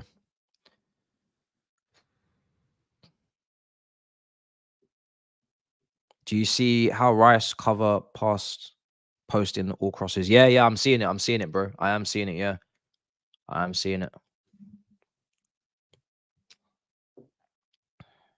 Raya sleeping as well. Yeah, I didn't even focus on Raya. The way that the amount of the velocity that Salah hit that shot with, I didn't even look at Raya. I'm not gonna lie. I just saw the ball just hit the top of the net, and I thought, bloody hell, bruv. We've got a game. We've got a game. Quality. People are like, oh, you support Chelsea. Why are you so excited? Because I'm seeing good football. Do you understand? You better be understand, as Grizz would say. I'm seeing good quality football. I can't stand to watch terrible football. So if I see good football, I'm alive. And if I see my own team playing great football, then I might have a heart attack. But, you know, that would be beautiful. But when it comes to, bro, I remember the big games, bro. That's what it's about. Tottenham going to Man United and winning 6-1. Liverpool beating Man United 7-0. We're here for the moments, bro. Man City beating Man United 6-1. Man United beating Arsenal 8-2. We beat Arsenal 6-0, bruv. 4-4 Arsenal versus Spurs. 4-4 Chelsea versus Liverpool. 4-4 Arsenal versus Liverpool. Arshavin, 4 goals. I want these games. Give me these games. Give me these games, bruv. Arshavin, 4 goals at Liverpool. Do you know how much of a mad night that was? You couldn't watch that with a straight face, no matter who you supported. That was mad.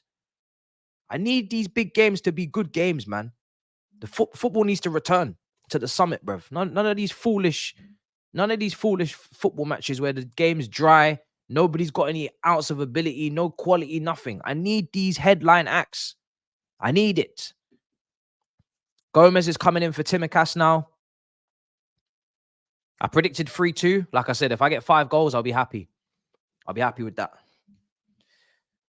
But yeah, Gomez is coming on now for Tsimikas, who's coming off injured. Gomez is going to go and play left back. He's having a good season. So I don't see it as too much of a big deal.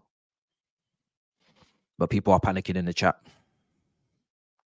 Yeah, I went with 3-2, man. I just want to see goals, bro. I want to see a blockbuster. I've seen some nasty matches, bro, in the last couple of weeks. I don't want to see another one. But this is definitely going to be a cracker. It's already a belter. Now, Arsenal have woken up, bruv.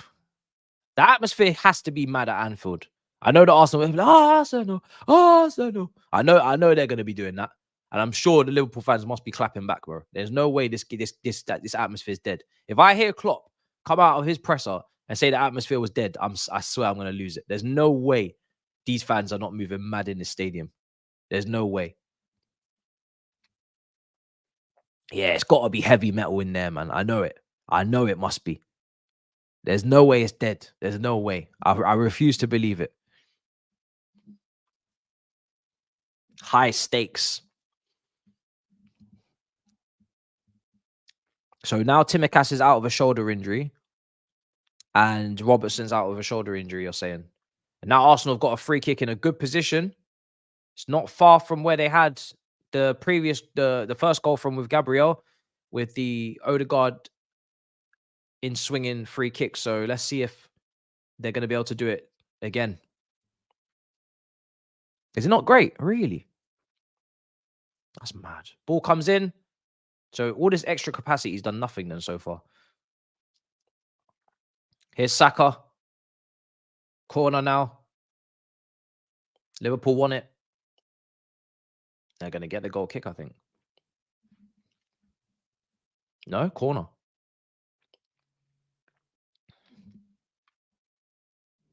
They didn't listen to Klopp. Mad. Maybe I should play some crowd. Maybe I should play some crowd so you guys don't miss out on the atmosphere. Hold on a second. Let me see if I can find something for you guys.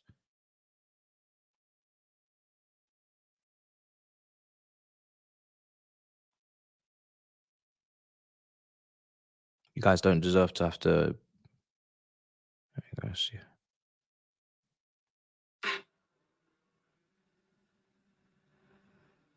Nah, we don't want that. I don't want You'll Never Walk Alone. I want something else. Everything when you type in Anfield atmosphere, everything's just the start of the game. You'll Never Walk Alone, bruv. Give us some songs in the middle of the match. Man is not trying, bro. Maybe I should do what Arteta did and just get the speakers out and just start playing Anfield. You'll Never Walk Alone, bro. Absolutely blare the place down. I'm not trying to hear You'll Never Walk Alone, bro. Do you, man, have any other songs?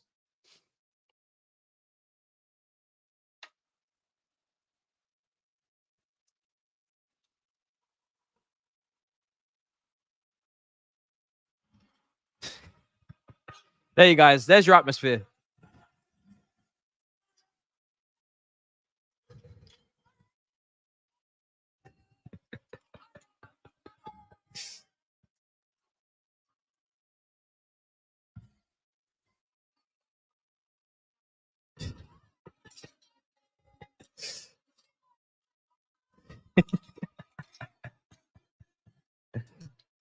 You can't hear it. Really? Could you not hear that? Hold on a second.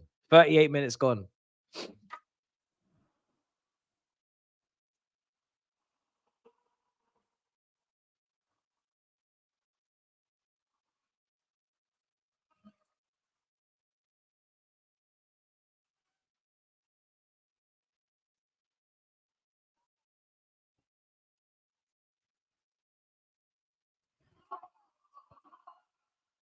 Did you find Z? No, I didn't.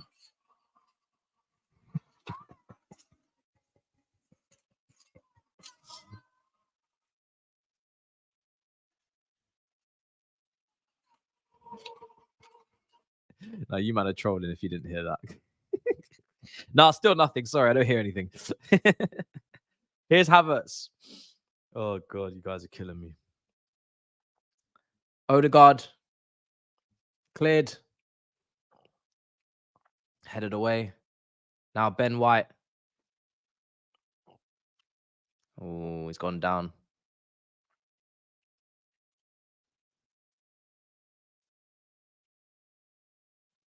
You better get up because the game's carried on, mate. Salah versus Zinchenko again. Salah taking him into the box, passed it straight at Raya. I think he was just trying to slip in Gakpo, but didn't work.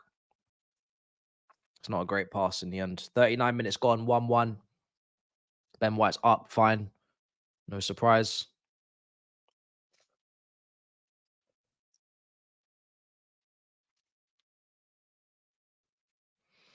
Yeah, it was Zinchenko versus Salah. Zinchenko is not enjoying himself out there at all. He really isn't. He is not enjoying himself out there. Here's Rice. Ben White. Now Odegaard. Back into Rice. Now Zinchenko. He's going to switch it out for Martinelli. It's short. Trent takes it. And now we'll play it over the top to Gakpo. He's offside. Gakpo shouldn't be offside in that position, man.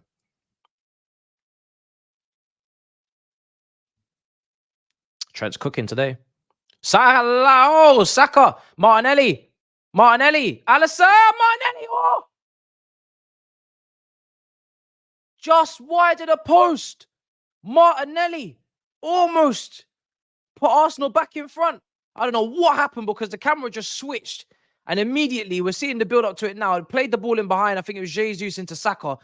And Gomez is trying his best not to foul him and bring him down. He tries to round the keeper. Alisson manages to get it away. And then Martinelli picks it up off of Saka, cuts back in onto his right foot. And somehow, he's missed the target. Because if he hits the target, it's pretty likely it's going in unless it's getting blocked. But with enough power, it's pretty likely it's going in. What a pass from Jesus. And that's what I'm saying. This guy can create for others, man. This guy creates enough for others. If you put Jesus in the middle of that Liverpool front line when they had Mane and Salah on prime peak form, no problems. Absolutely no problems. That was Liverpool's perfect replacement for Firmino. That was Jesus. Jesus was the perfect Firmino replacement. Better than Gakpo and better than Nunes, obviously. And better even than Jota, in my opinion, as well. Jota's a better finisher, but Jesus better link-up man. Would have been an incredible... And he works hard as well. Would have been incredible. If they could have replaced Mane with another goal-scoring winger, yeah, it would have worked. Would have worked. But Diaz hasn't shown yet that he can put the same output out. It's too early. Nunes is nowhere near like Mane at all. Nothing like him.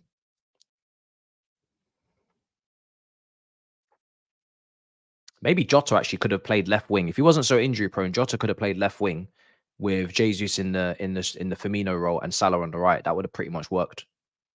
Jota's a really good finisher. That could have definitely worked. Here's Jesus. He wants his free kick.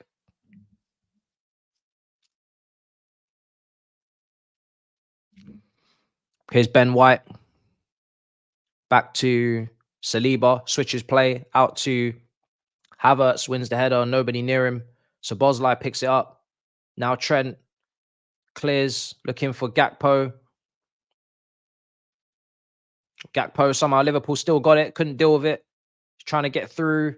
Odegaard, referee's not interested. Odegaard still has it, back to Rice. Out to Zinchenko.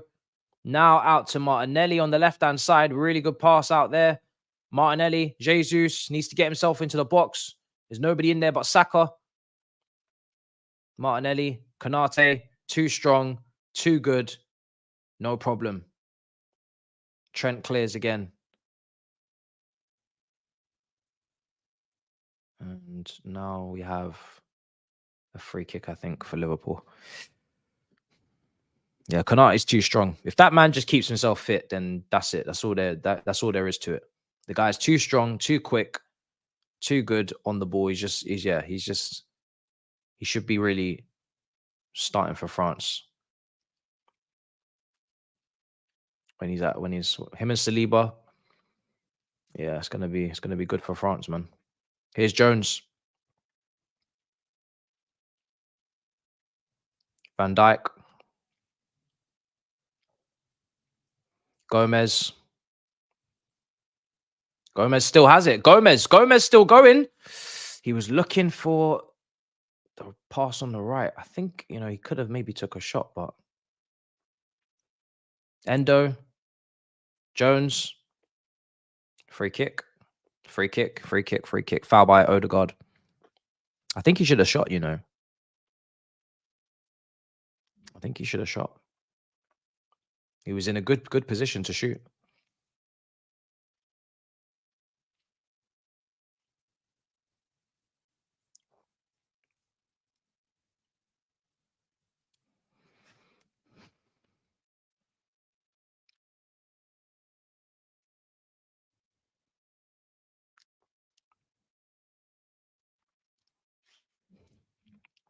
Here's Trent.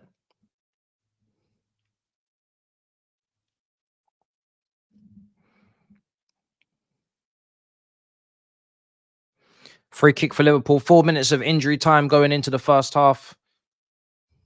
Trent's got a free kick. Whips it in. Raya comes and collects. Is he going to go for the break? Throws it out. Still enough bodies forward for Liverpool to take some sort of advantage. Rice down the left-hand side. Carrying it. Jesus off the pitch and out for a throw.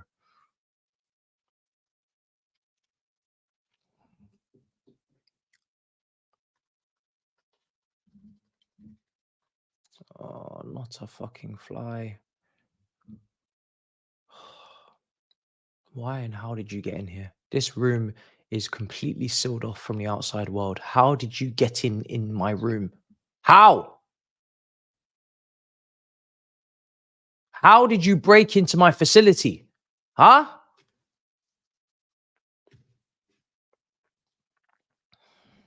I need to cook this fly, bruv.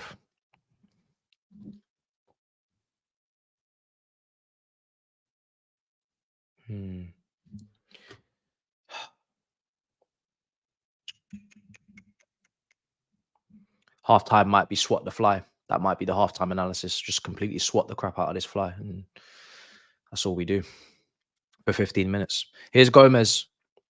Now Endo. So Bosley.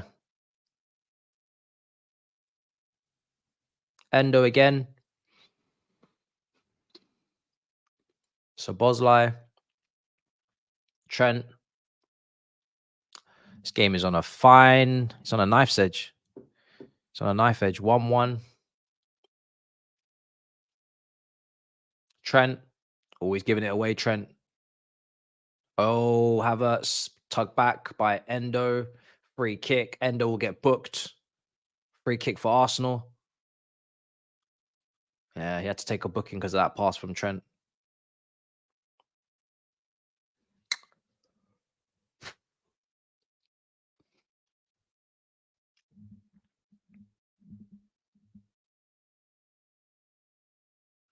Yeah, clearly I'm not. There must be a gap in the wall or something. What's happened? How has anybody broken in here? I do not know. There is a gap under the door, to be fair. That is one thing I could not seal off from the outside world. I'm going to have to cover that. I need to get a new door. Get one of those steel doors with no gaps. Put it at the front of this room. Here's Martinelli. Out for a throw.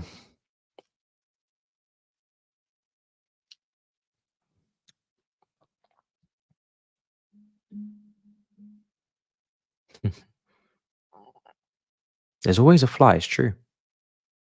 It's true. Pisses me off. And it's always got to make a noise as well. I don't know why. But Havertz, little drag back. Did he get booked for that?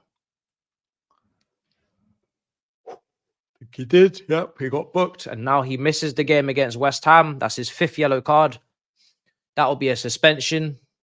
Kai Havertz will not play against West Ham in a couple of days' time. He is suspended. Free kick. This will be the last chance for Liverpool before the halftime whistle blows. Trent is over this free kick. So Bosley is going to have a shot blocked. Half-time. Half-time. Liverpool 1, Arsenal 1. I think that's fair. I think that's fair for both sides. In the end, Arsenal started much better, but I think Liverpool finished the half stronger. So I think it's fair to say that both teams level, shouldn't really have too many complaints. Good half. Really, really good half, I have to say. Really, really good half. Let me reconnect this for a second. But cannot complain with that. Good half. Good action. Zinchenko is our worst enemy. I am meant to hold what exactly? Is the game finished? Huh? Is the game finished? Have you won the match? Do you want to speak out of turn? Remember what happened to Z. Remember what happened to a certain Z. We have not seen him again since. We have not seen him again since. He has questioned me before. I am spot on for predictions today, you know. 2-1 Tottenham against Everton. 2-0 West Ham against Manchester United. I said 3-2 here. I might not get the score because that's a lot of goals I need in the second half. However, still could happen. I might get that result. That's all I need. I need that Liverpool win. That's all I need for that result. So be careful, Gunner. Gunner's 8-8. Be very careful because the game is not over. But yeah, one injury in that game to Tsimikas. Gomez subbed, so Liverpool got 4 left. We'll bear that in mind. I'm actually going to get the benches back up on screen just so you guys can see what your options are in terms of changes if you support either club. What are you going to do? Bench for Liverpool and bench for Arsenal. Now going to leave those on screen. Tsimikas also came on already. Sorry, Gomez came on already for Tsimikas, but you have Elliott on the bench. You have Nunes on the bench. Gravenberch is on the bench as well. A couple of young players. Arsenal got loads of options. Trossard, Nketiah, Smith Rowe, Jorginho, Nelson, Kivior. Loads of first team options, almost all. So I think Arsenal's front line is fine. I wouldn't change anything, to be honest. I wouldn't change anything. I think you got to keep an eye on Kai Havertz because he is on the yellow card. If he gets rattled, if Liverpool players start to try and take advantage of the fact that he's on the yellow and try to move mad, you're going to have to be careful on that one. You don't want him getting sent off. Who would come on if he was to come off? It's probably Jorginho. Probably Jorginho for experience. Put him alongside Rice, put Odegaard in the 10. Can Smith Rowe handle the tempo of this game? Not sure. Haven't seen a lot of him recently. Trossard, don't really like him in the 8. So it's an interesting one. Yeah, you forgot Havertz is playing, did you? And Odegaard's in the yellow as well. Yeah.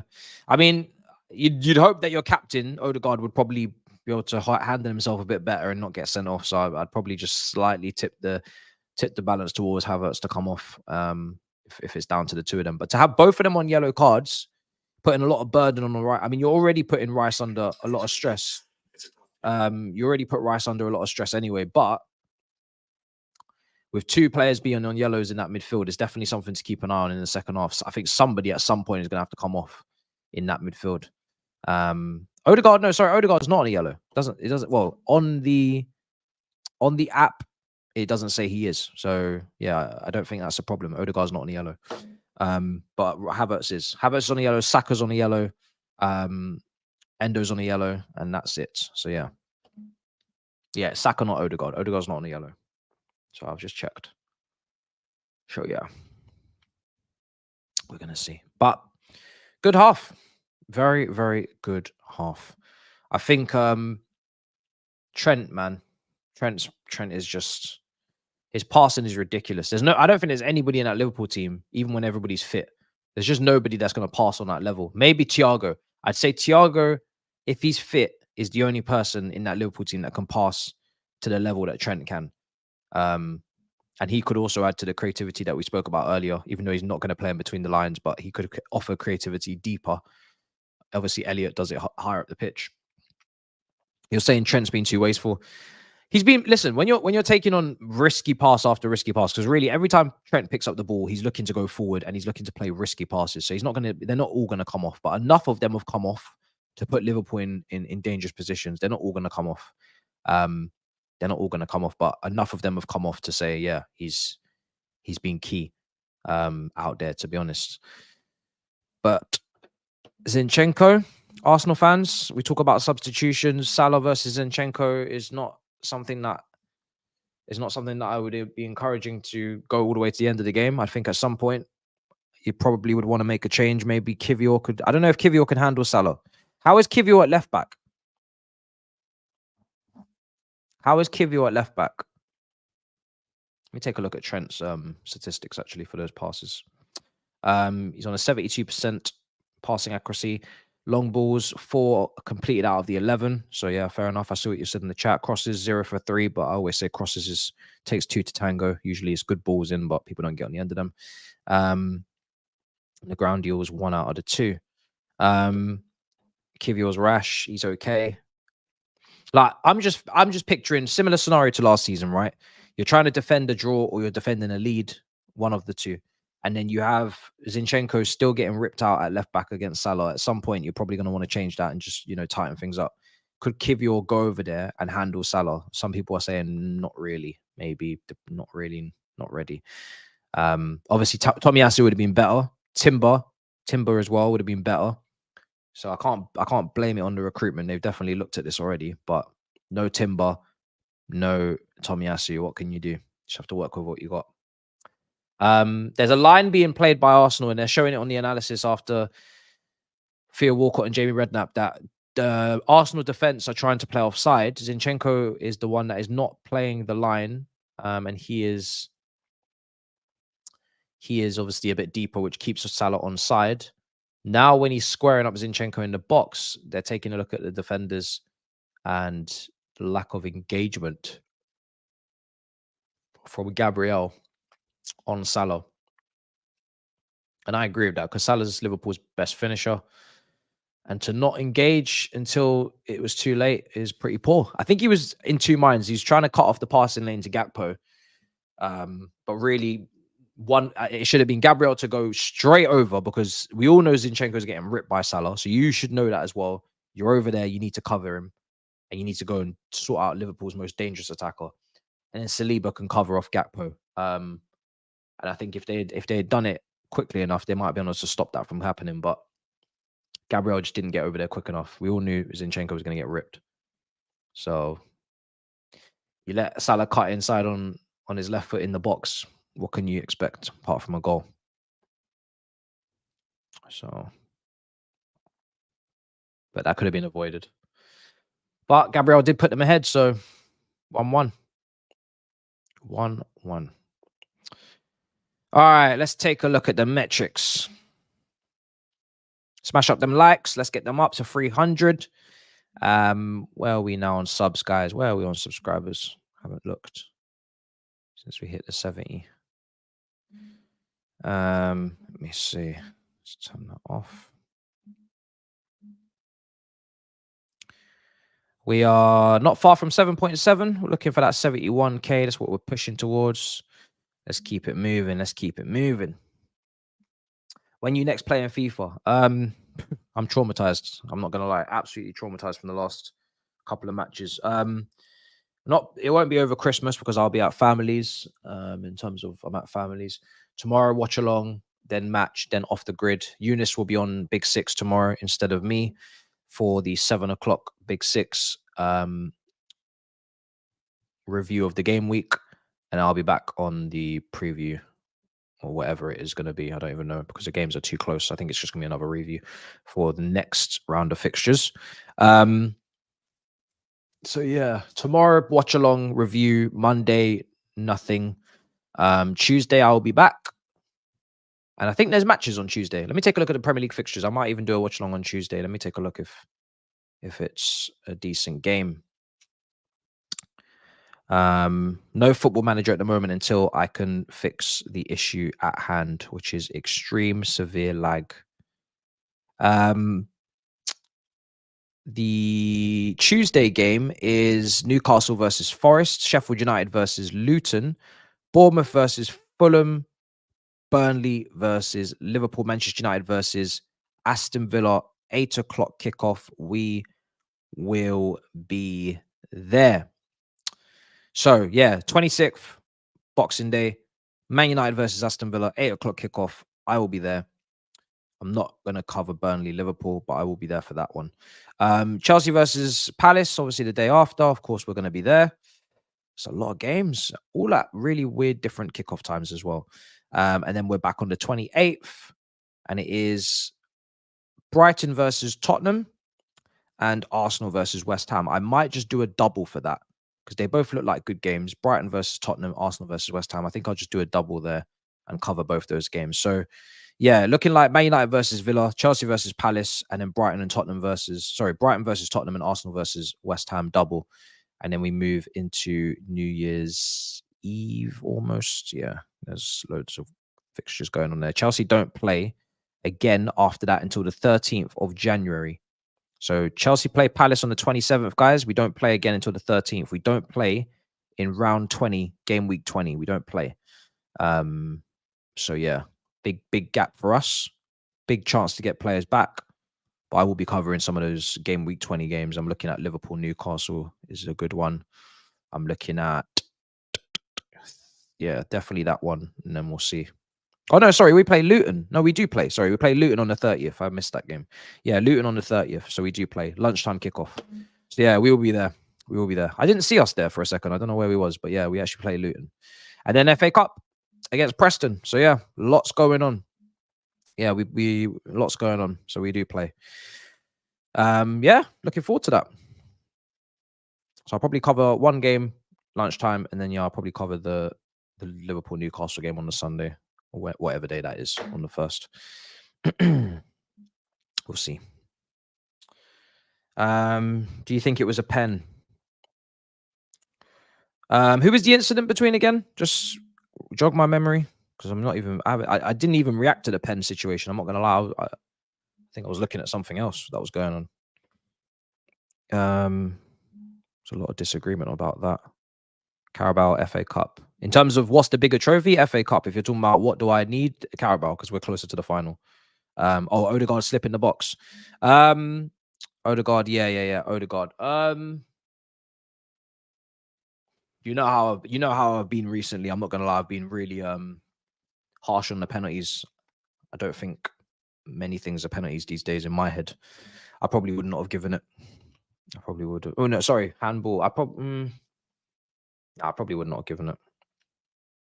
I probably would not have given it. Goes to guard pen. I think the ball is close, and you know how I feel about that, man. I like the thing is if you play the game, there's just certain situations you can't get yourself out of. Like, and I think common sense has got to be applied. If you can't get yourself out the way, you've seen them given. We have seen them given. I'm not going off that. If we're going off consistency, then yeah, give it. If you're going off common sense and being logical about how the game needs to be played in terms of the fact that, bruv, how is man going to get his hand out the way? I'm thinking, yeah, I'd say just leave it alone. I'd say just leave it alone.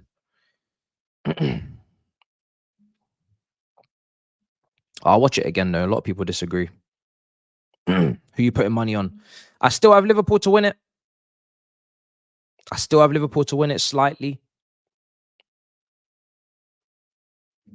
The fly. Are you going to stay there so I can kill you? Or are you going to move? Okay. Let's go back to the scoreboards. Let's see.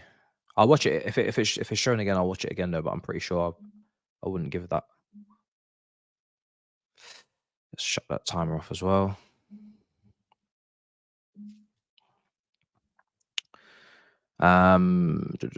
Basically, the ref gave Klopp something to complain about if they lose. Saka versus Tsimikas, and then knocked over Klopp. Jesus Christ. Yo, Saka's moving mad. That Tsimikas challenge was crazy. Oh my days.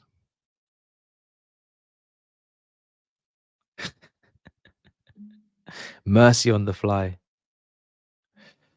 I think he's lucky because he moved his hand towards the ball, but I do take into account he slightly slipped as well. I need to watch it again. I personally don't feel like he did that on purpose.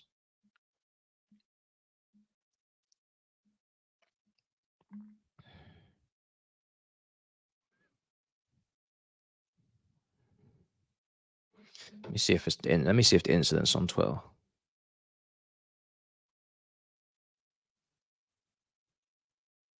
Probably isn't.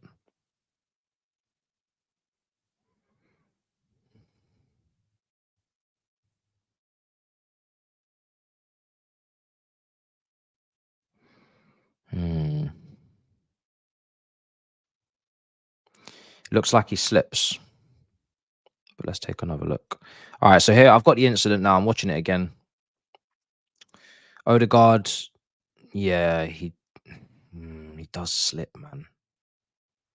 This is why I didn't really want to give it. Look, slips. It is 50-50, but I don't know. I'm still leaning towards no. It doesn't look good though. I won't lie, it doesn't look great. It doesn't look great. But I saw him slip, and then I was like, okay, I'm probably gonna allow that because he did clearly like lose footing and kind of like jolt to that side. But it's just the way his hand connects with the ball. He does get a big connection. I won't lie on that. He does get a pretty big basketball pat down connection on the ball. So, you know, I've seen it given. I don't think people could go crazy if it was given, but because he slipped, if he didn't slip, I would have given a penalty immediately. But because he slipped, I'm like, it's difficult because I don't think he's put his hand on it on purpose. I think he slipped and then he's kind of just. I think he's in my head. My justification for this, right, is that he slipped and then he's tried to gather his he tried to get his foot in. He's tried to get his foot in and he's accidentally hit his hand on the ball by trying to rebalance himself. He's obviously not trying to fall on the floor. So because people are saying that he moves his hand towards the ball, you're thinking, oh, for me, him moving his hand is he's trying to rebalance himself so he doesn't completely fall over because he's still in a battle with Salah, and he's defending. So that's what I'm seeing with the slip. I'm not seeing someone that's trying to handball it. I'm seeing someone that's just lost balance and is trying to get their hands to the ground to get themselves sorted again. But yeah, I'm still gonna say slightly no. 51 no, 49 yes. You know, it's one of those ones. It's close, but I'd probably just about let it slide. Time is gonna be up on the screen in a minute. I don't know why it's not coming on yet. Here's Salah, right side. Cross comes in, cleared away. It's gonna be up in about 30 seconds. This timer. Just trying to make sure it's accurate. Konate, now Trent. Trent fizzes it into Salah, cleared. Now Havertz into Martinelli. Should have passed it. You did well, but you should have passed it. Here's Salah. He helped win it back though. So that's okay. Jesus. Whoa, Konate doesn't know how to deal with him when he's doing that. The way he just pushed him like, yo, I ain't got time for this. I ain't got time for this little jinky majinky nonsense. I'm going to just push this guy to the floor. That brother said, I ain't got time for this. I don't have time for this. I'll poll it. Yeah, let me poll it because I need to get rid of this poll anyway. Yeah, I'll poll it. Was it a pen or wasn't it? That's a good idea. Pen? Question mark. Yes. No. There we go. Let's get that poll going. See what you guys want to say on that one. So yeah, get your votes in. Was it a pen? Wasn't it? But we move anyway. Hasn't been given.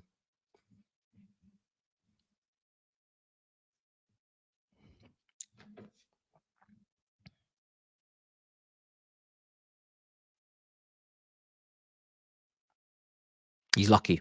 I'll say that though. He is lucky. Odegaard is lucky. Even though I'm slightly on his side, I think he's very lucky. 48 minutes gone. So that's a booking for Rice. Booking for Rice. There's 2 yellow cards now in that midfield. Odegaard is the only one who doesn't have one. Trent's going to take this free kick. People are saying yes, 75%.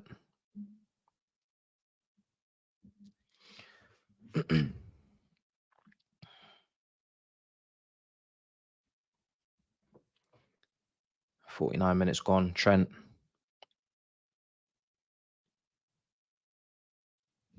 People are thinking if he gets a second booking, what then?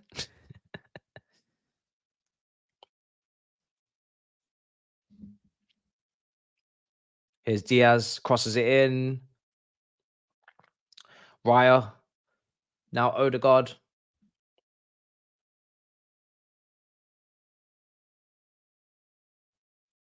Odegaard doesn't give it. He had an option to give it to Zinchenko. Here's Salah. Deflected straight at Raya. Liverpool started the second half well.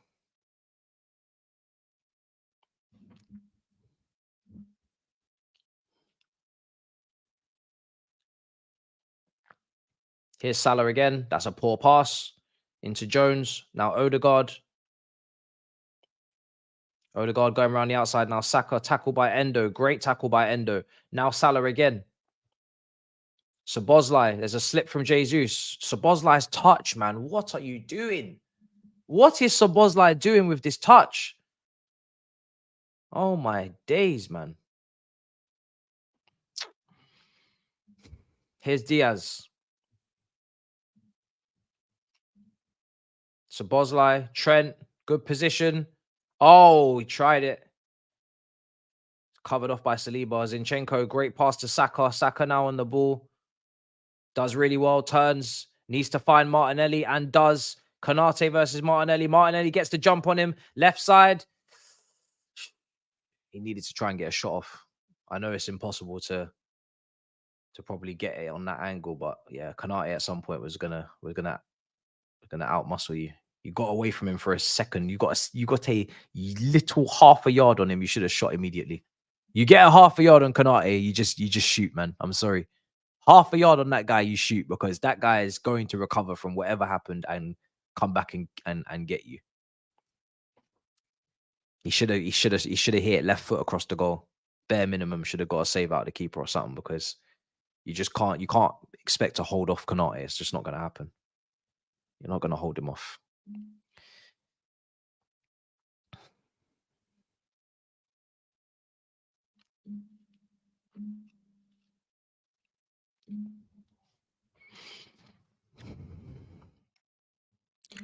Here is Allison. So 51 minutes gone. Here's Endo.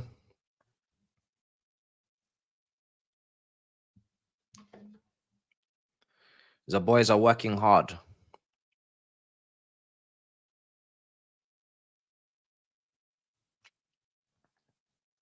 $52 minutes gone.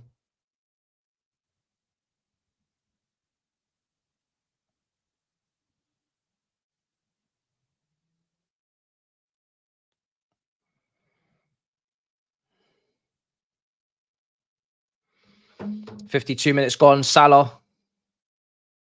I was just checking the comments on the West Ham United stream. People were like, yo, this game was horrendous. Oh, dear. Zinchenko with the mistake. He's lucky. He's lucky he got away with it. But again, weak point. Weak point. He's shook. He don't want to play against Salah today. Somebody save him.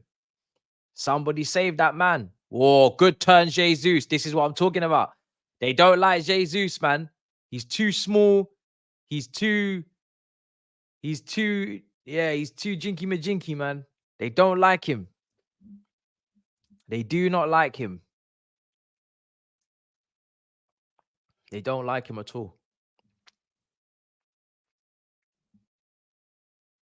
They're gonna end up getting themselves all booked over Jesus. All of them. Here's Martinelli. Zinchenko.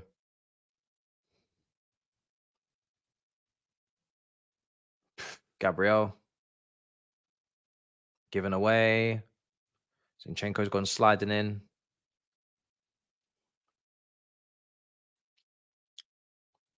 Here's Diaz. Clips it. Gomez.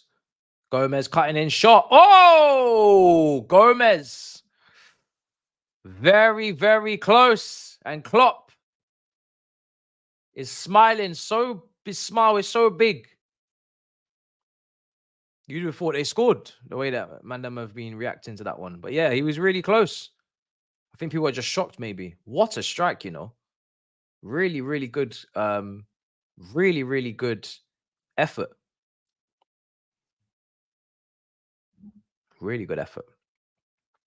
He had an opportunity in the first half to take a shot as well, and he didn't. So he's decided that time I'm going to have a pop. But yeah, Liverpool, second half. Oh, cleared.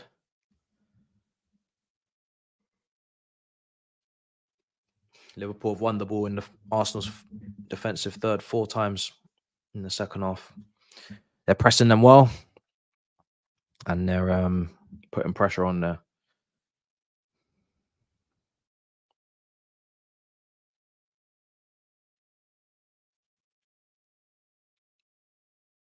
Here's Zinchenko. Now Rice. Good pass.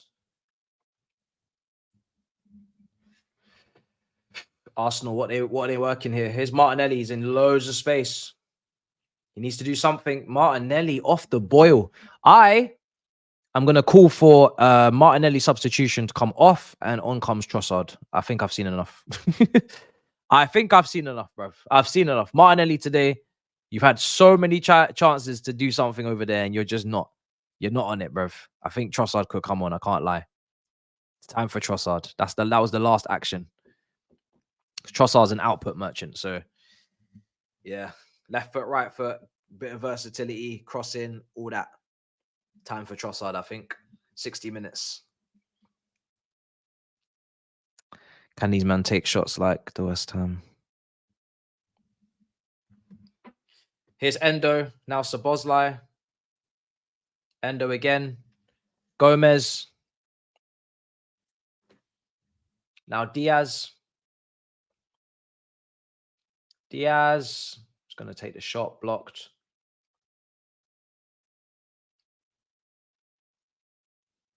Konate. Who's going to get the next goal? Here's Endo. Who is going to get the next goal? The vital next goal.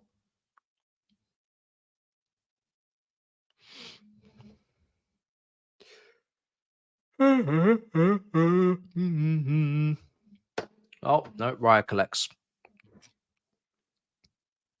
Yeah, they do. Liverpool. They do need to take advantage for sure. It's a good opportunity for them to go ahead. They have been better since the second half kicked off. But let's see if they can do just that. 57 minutes gone. Really did well, Rice, to evade the pressure. Arsenal get out of that. Liverpool press this time. They've got a lot of space on the right-hand side. They've got a lot of space. Out for a throw-in.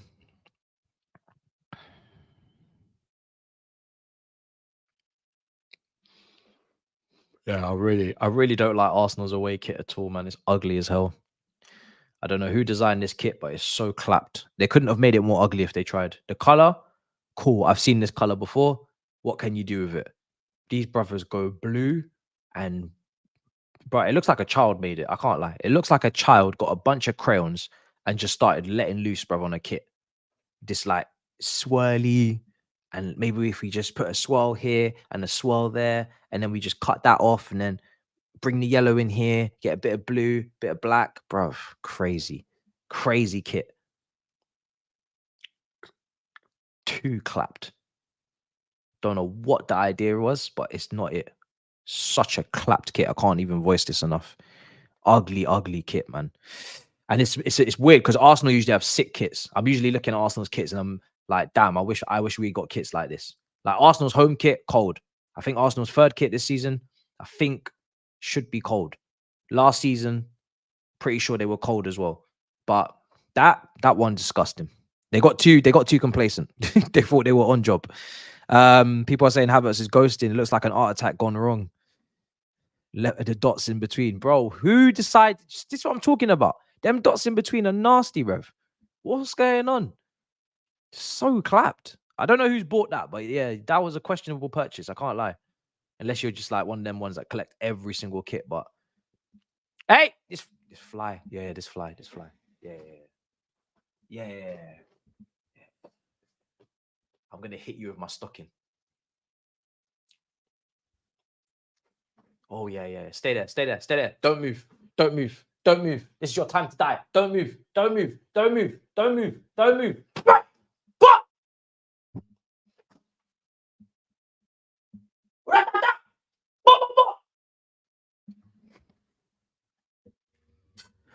Sorry about that. we've been beefing for a while, so that had to happen. I don't think I actually hit him. I think I knocked him to the ground. He's probably on the floor somewhere struggling, but it is what it is. Hold that. Hit Saka on the ball. Saka on the right-hand side. It's cutting in. Gomez got to deal with something. Whoa! Yo, Gomez didn't see that one coming. Zinchenko. Over the bar. Over the bar. I hit. Oh my God, is that him? He's back on the light. Oh my, you little, how are you still alive? I knocked him to the ground and I look back up and I see this thing crawling on the light again.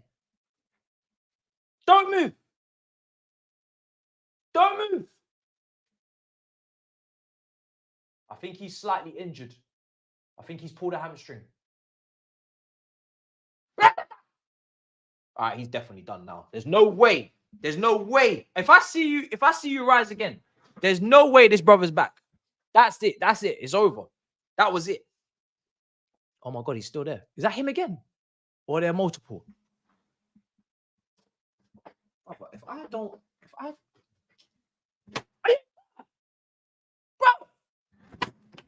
shit, bro, I will fuck your shit up, bro. If you, bro, I think I knocked a, bro, I swear. These.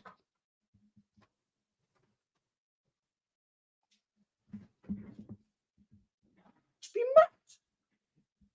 I think I'm playing with you lot. All right, it's done. I think he's dead. That was a lot. That was 3 times. Oh my days, bro. He's pissing me off, man. Here's Szoboszlai. Is he going to take the shot? Ah, he slapped in a nice one in midweek. He thinks this is top boy. Yo, I knocked the button off the stocking. That's how mad I was moving, bro. I thought something else broke, but shut off this light as well. Szoboszlai slapped a nice one in against West Ham. I thought he was lining up another, but couldn't get it done. I'm gonna need a new battery for this thing. I can tell it's dead. 62 minutes gone. Konate again. Who is going to get the goal? The all-important goal. Damn, that thing's dead. Damn. That thing's finished.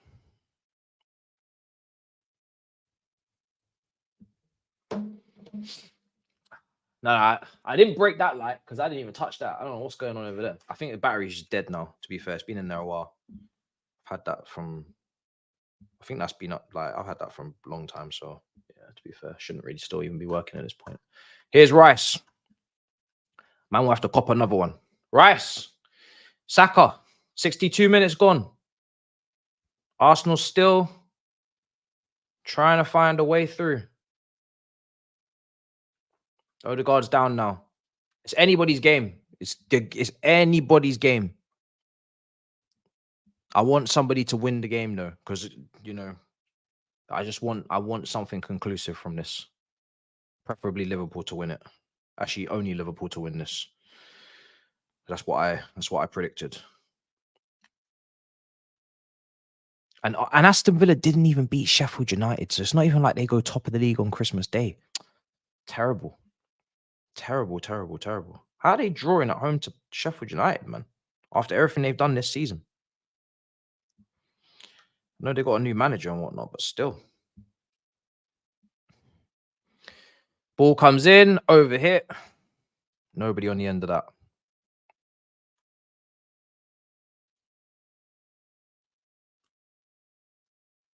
I'm going to have to use a knife to get that open. 63 minutes gone. No tactical changes. Which is surprising, to be honest. I thought a change would have happened by now from one of the managers. They've got a lot of options on the bench, especially Arsenal. But they've opted to do nothing so far. Liverpool have got more injuries, you'd say, with Jota and McAllister. Don't think I saw Matip either on the bench. but Arsenal have got pretty much everyone available apart from Timber and Tomiyasu. Here's Saka. Odegaard. Free kick, is it? No? They're still playing on. Odegaard.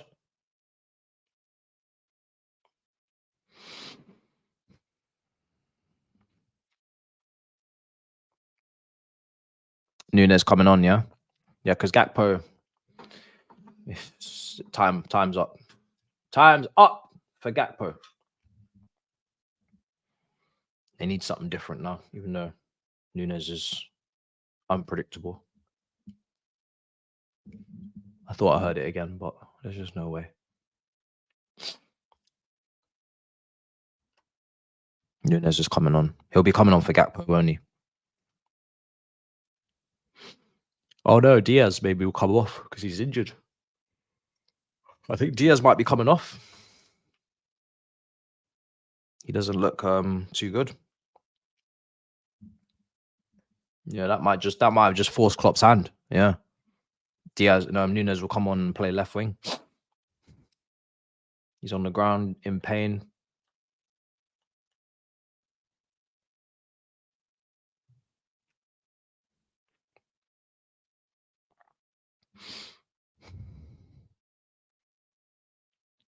Is Diaz injury prone, you think?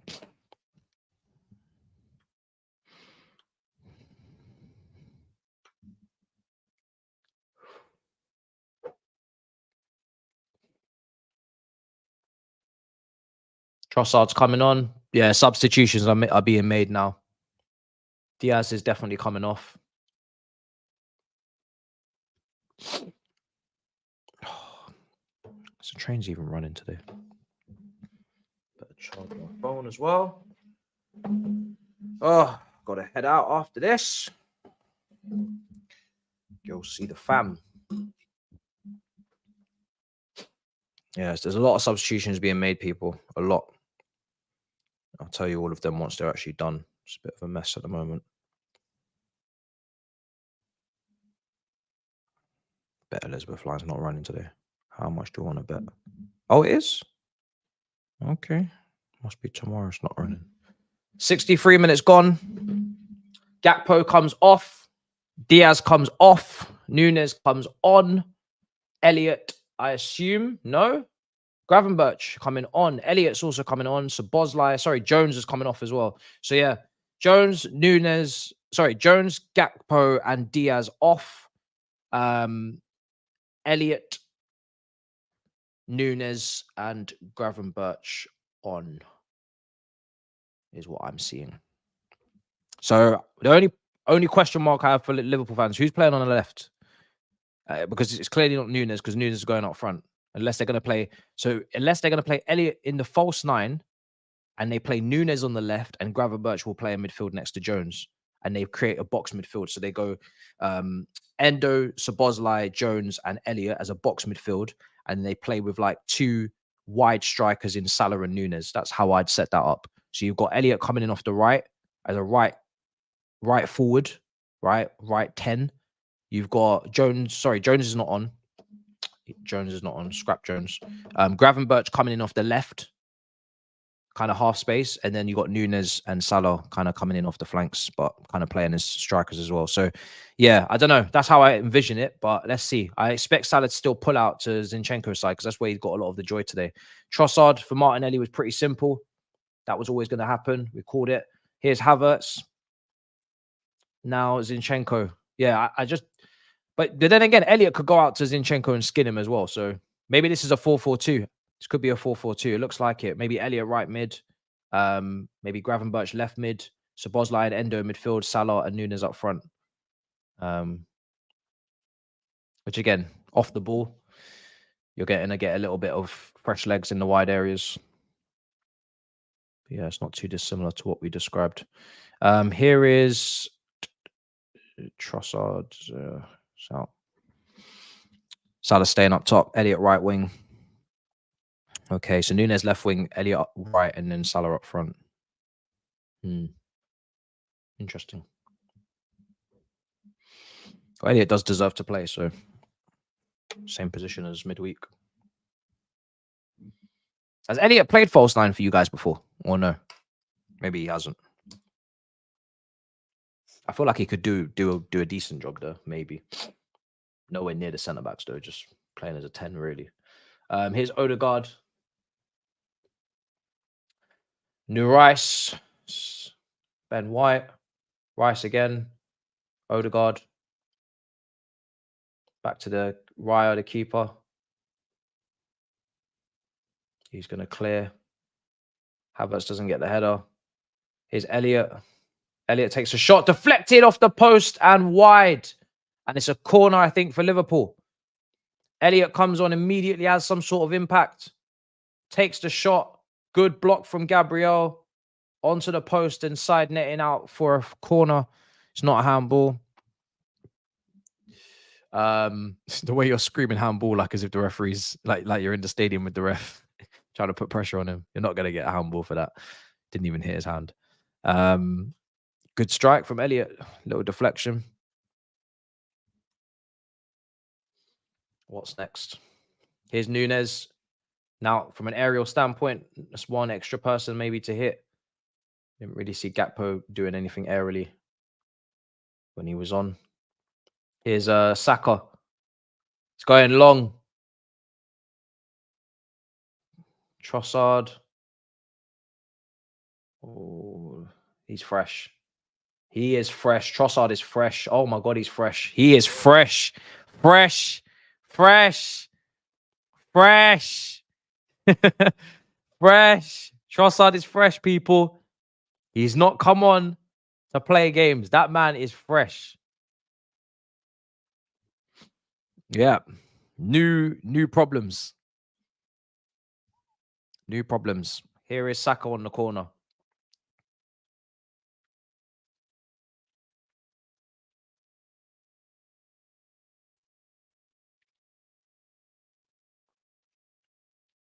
Corner. Saka. Ball in. Headed away by Gomez. Miss kick. And that miss kick is not a good... Oh my God. It's like the Avengers are coming forward. Liverpool. Trent off the bar. Oh my days. It was like the Avengers. Somebody needs to screenshot that shit and put it on Twitter immediately. Oh my God. I've never seen an attack like it. It was like the Avengers. There was like 6 of them running in a straight line alongside each other. They were having a race. These men were having a fucking relay race and they didn't even finish the chance. How? How have they not scored? These men were doing up relay race. They were doing, not even relay, sorry. They were doing up sprint race in the Olympics. Oh my days. I can't believe he's not finished that. Especially because the goalkeeper had about 5 players to keep an eye on. He didn't know which one was going to touch it. They're all onside. Oh my days. Even Chelsea ain't never seen nothing like that. 5-on-1 and you haven't scored. 5. Do you know what it is? It's the speed of the attack was almost the killer of the attack. If they had slowed it down a little bit, they could have walked it in because it's 5v1. You're walking it in. If you work that out amongst yourselves and you think quick, you're walking that in. There's no way you're not putting that ball in the back of the net. There's just no way. I can't believe it. Doesn't get better than that if you're talking about attacks. That is just ridiculous. I think the only problem with that move is everybody to Salah's right was basically an option. Like there was only players running right side of him. Nobody managed to curve their run and go out to the left and give him another option, which would have balanced out that counter a lot more. Everybody was to the right of him, but even still, it's crazy. Mad. Here's Gravenberch. Good pass into Elliot. Brilliant pass into Elliot. Gomez. Shot. Saved. Gomez has got his shooting boots on now. He's been told, get your shots off, man. They're going to leave you as a free man. Let them regret it. Saka's corner was poor. People are saying. So Bosla is going to take a corner now. 15 minutes to go. Still 1-1. I don't think we're going to get the 3-2, but even if I can get a 2-1, I'll take it. I'll get my point. Who predicted a draw? Saeed predicted a 2-2. I think Hugh may have predicted a 2-2 as well. Headed on and out. No, Hugh predicted an Arsenal win. Who predicted a draw? Saeed and Thabz? Must be Thabz. It's not Turkish. It's not Grizz. It's not me. Yeah, it's not Hugh. 15 minutes to go.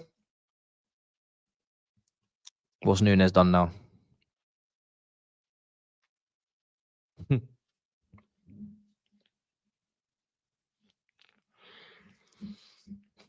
Trent's going to take the corner. Whipped in. Headed over the bar by Nunes. Out for a goal kick. Smash up the likes if you haven't already. Big up your damn selves. Second watch along of the day. Last stress-free watch along of the weekend. The very last one. Because tomorrow is going to be a madness. And we are the only ones playing. So that means everybody's going to be watching. And I can't wait. I just can't wait.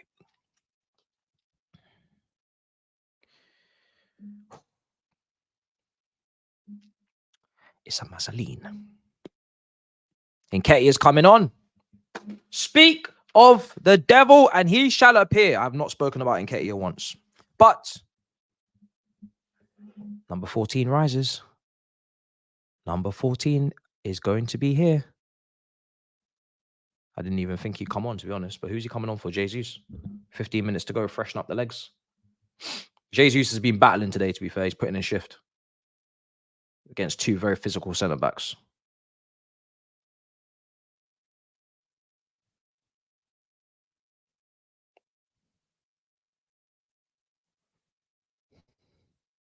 Who's going to give me my Perez moment at Anfield? That's what Poet's saying.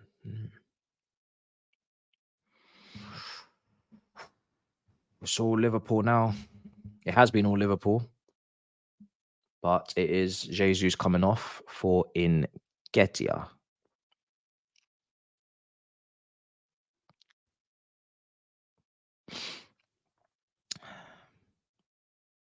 Jesus put the shift in, 75, 76 minutes. Can't really ask for much more against two of the most physically imposing, quick centre-backs in the league. Up front on his own. What a shift. What a shift he's put in today. He's played some big passes. He's sustained attacks. He's done what he's had to do. I'm just looking at that Liverpool counter again, and it's just insane, honestly. It's 5v1, and it's like watching... Nunes was to his left, to be fair, but Ben White kind of covered off that. But yeah, it's just insane, man. The way that they just piled forward. It was mad. It's actually mad. Somebody needs to get a picture of that. I hope somebody... Well, probably didn't, but somebody should have took a picture of that. But facing the... Obviously, from Anfield, you're facing that play. Would have been a sick picture. Maybe one of the photographers got it. I've seen Szoboszlai's passing is very... It's been very iffy recently from what I've watched. Szoboszlai's passing, I'm not impressed with what I've been watching the last couple of games. This guy's passing has been very mid. I know he smacked in one in midweek, but his passing has been very, very mid. Something I've clocked recently. His weight of pass, his first touch has even been shit. I've just seen the pass now. It's shit again. Yeah. Don't know what's going on over there. Maybe they can have convos with you guys for Havertz. you guys doing combined 11s. I'm seeing Szoboszlai versus Havertz, yeah? I know Steven Gerrard would never have been in conversations with Kai Havertz. I don't know what's going on over there, mate. That's crazy stuff. Yeah, I don't know what Szoboszlai is doing. Not really being particularly moved by him today either. He's obviously he's had a lot more defensive work to get through today, to be fair. He's been kind of alongside Endo a bit, but yeah. We are waiting for the winner. That's what we're here for. Nobody came here for the 1-1. Nobody came here for the 1-1. 79 minutes gone. Oh, do you know what? Arsenal are in dangerous positions. Shot blocked. Headed back in.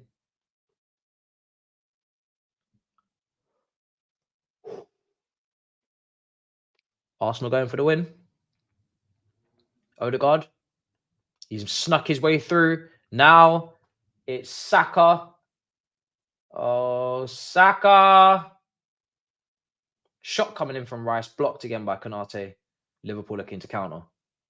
Now Nunes into Szoboszlai, dispossessed. He needs to come off, if anything. I don't know what he's doing. Here's Havertz. Didn't want to play the risky pass. Turns around, goes back. Rice forward to Saka. Arsenal are going to look to control the last 10 minutes and try and find their way through. Liverpool are just going to look to counter attack and kill them. That's what we're watching for the rest of the game. Nketiah, Trossard. Zinchenko. Here's Rice. Gotta say as well, as Rice, the longer Rice has been at Arsenal, and he's not been there long, you're seeing gradual improvements in his progressive passing in the middle. Like he's starting to move the ball in between the lines a lot more. So he's a quick learner, that boy. Here's Havertz. He's looking for a penalty. You're not going to get it. Get up. Here's Rice. Zinchenko. Trossard. Trossard. Oh, I thought he's going to shoot. Havertz. Oh, that's awful strike. Jesus Christ. It's not a pen, but I think Arsenal should have done better there with that opportunity. It was in a good position. I was surprised that Trossard didn't hit it with his left, but hit it properly. He's basically both-footed. It's wasted a chance, Arsenal there. Oh, we're not getting a penalty for that. Here's Endo, now Gomez. Konate. Elliott. Salah. Good touch. Salah holds it up nice. Not going to get the free kick though. Trossard. Arsenal keeping the ball much better than Liverpool.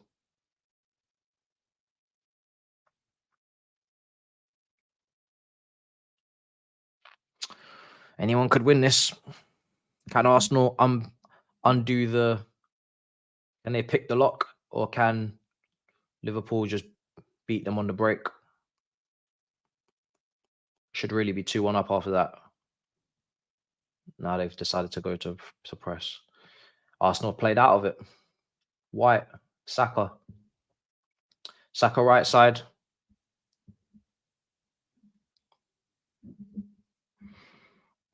I'm absolutely starving. I can't wait to eat. Saka, right side. Saka, dangerous position. Oh, Arsenal have got themselves into a few dangerous positions today, and they're not maximizing at all. They're not even, funnily enough, right? They're not even testing Alisson. Let me take a look at these statistics because I know I'm not going to see many shots on target. I know I'm not. I can't remember the last time Alisson made a proper big save. He's not really had to do many big saves. Arsenal, here it is, as I thought. 12 shots, 2 on target, 6 off target, 4 blocked. Liverpool have only had 3 on target. Raya's not really had loads to do as well. For all the good positions these two teams have got themselves into, they just will not test the keepers enough. They're not testing the keepers enough. That's the only thing. They're kind of flirting with the goal, but they're not really securing a date, bro. They're not really talking to the goal in the right way, bro. They're just pissing around. Here's Nketiah.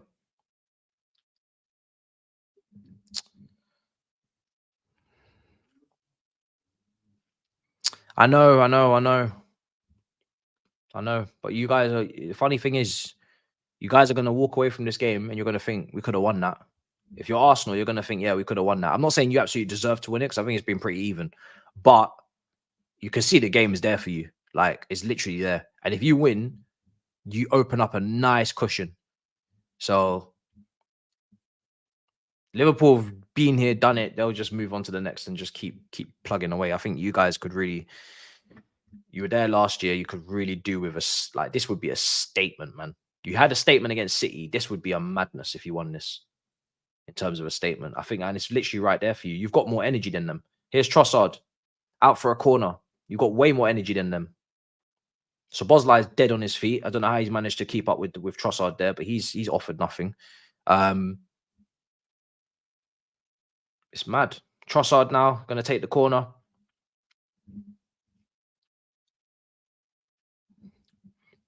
Yeah, I'd be disappointed with a point if I was you lot, the way this game's gone.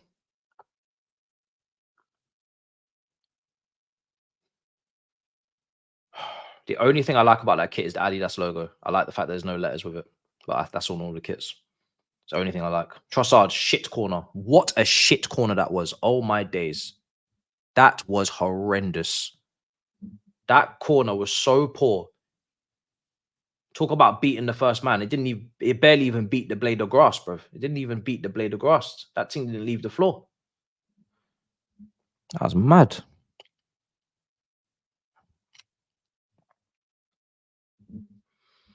Here's Zinchenko.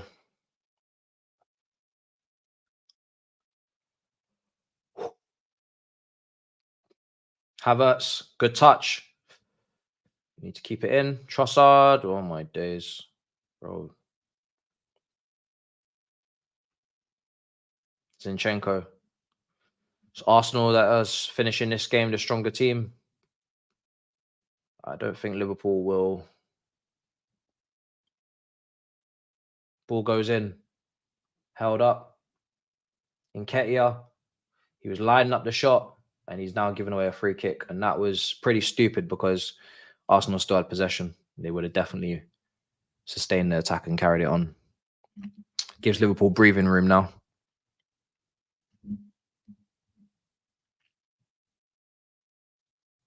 It's not a yellow card, yeah. I agree. It's not a yellow card. I don't know why he's booked him for. It's probably the first challenge he's made. No idea why he's booked him. Alisson. Out to Van Dijk. Switches the play. Out to Arsenal, win it again. So I'm saying Liverpool can't get out. Now he's won a free kick. Oh, he's not going to get it. Okay, Salah on the break. Get Gravenberch. Needs to get out to Nunes. It's Nunes, the winger. Into Gravenberch. Lost it. Fouled. Gravenberch, man. Left Ajax too soon. Left Ajax too soon, bro. Should have done one more year. He wasn't ready for that move to Bayern Munich. I don't know how he even got it without taking the piss. He wasn't ready. He'd shown like glimpses, and I was like, yeah, there's something there, but do a full campaign like as a undisputed starter and nail down that league and absolutely destroy it and then go. Went so early. He didn't do what De Ligt and Van der Beek and De Jong did in that Champions League campaign. He didn't even have one of those years. It's just a very strange move altogether. No, because if he had stayed there for an extra year, he wouldn't have been in the Ajax team now. He would have left by now. That's what I'm saying. This Ajax team is disgusting now, but he would have left by now. He would have been with Kudus and all those guys, and then he would have left. That's what I'm saying. I'm not saying stay for this period. I'm saying stay a little bit longer and then leave. Because I think it was too early.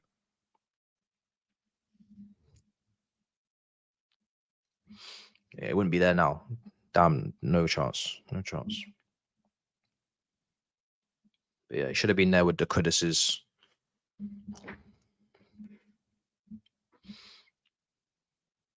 That was a mad tackle.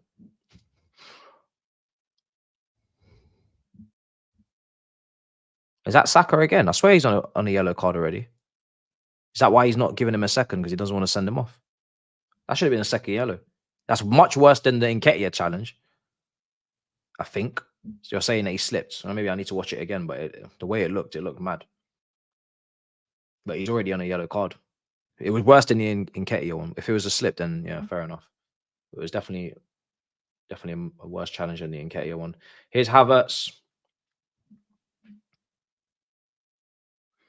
Yeah, Van der Beek is chilling on the bench for Man United.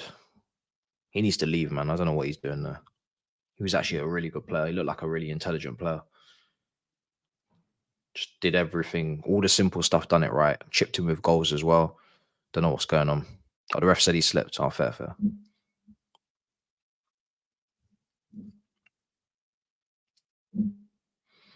Here's Ben White. He's added 4 minutes. Second half hasn't been what I thought it could have been in terms of entertainment, but if there's a late winner, then there will be some drama, and we love a bit of drama. It's gone long. Nketiah, Nunes, Ben White. Oh, goddamn.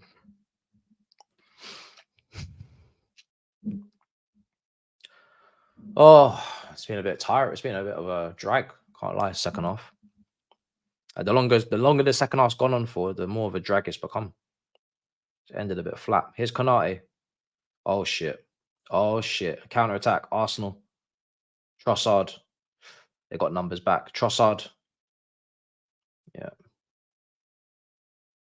Here's Trent. Hooks it over the top looking for Salah.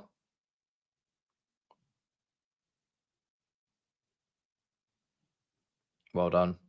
Saliba. Rice. Raya. Raya clears. Van Dijk headers away. Rice back to Nketiah. Odegaard. Saka. This is Arsenal's chance. They need to make something of this. Arsenal. Saka cutting in shot. Jesus. Bomba fire. That better have been deflected.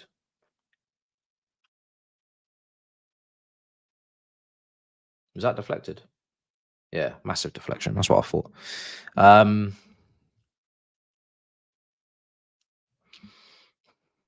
They have been the better team in the last 15, but Arsenal have not tested the keeper, so I don't really feel sorry for them. I'm saying they should be disappointed that they haven't gone on to, edge this, because I think they could have. Put it like this, the game's there for the taking. They could have easily done something about that, but they're not testing Alisson enough. It's not like Alisson's had a masterclass. He's barely had anything to do, so a draw is a fair result, because Arsenal have they've not tested the keeper enough. Doesn't matter how much possession you have. Doesn't matter how many times you put together nice attacks, which they have got into good areas, but they've just not tested the keeper. This is the best keeper in the world. You have to test him. It's tough enough to get past him as it is. You have to wear him down.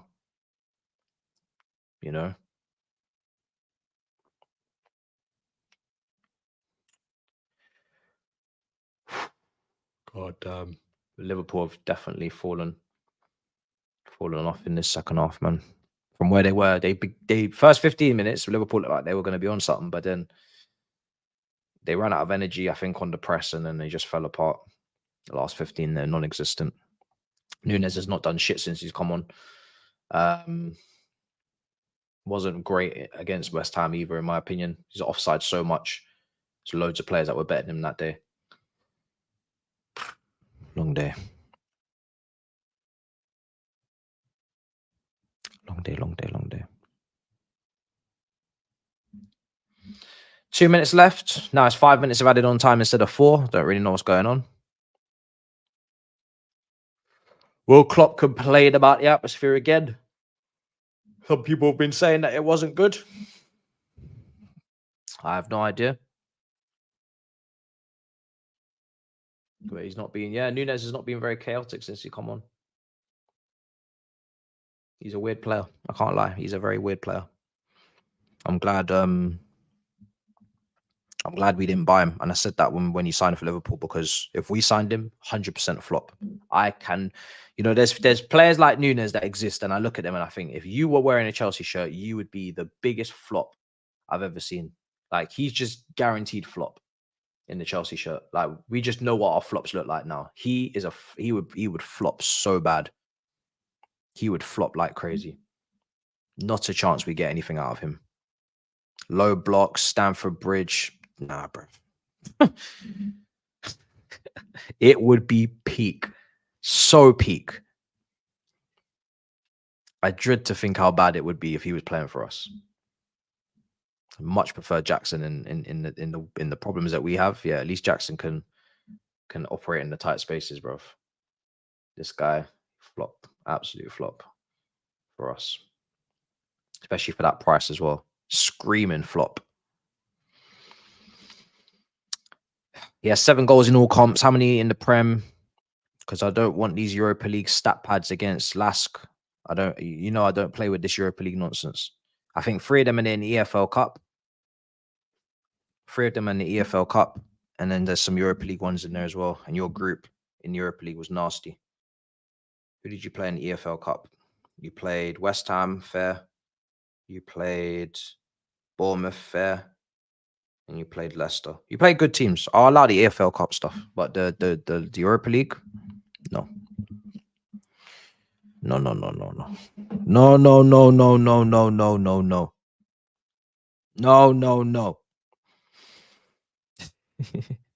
League Cup, all good.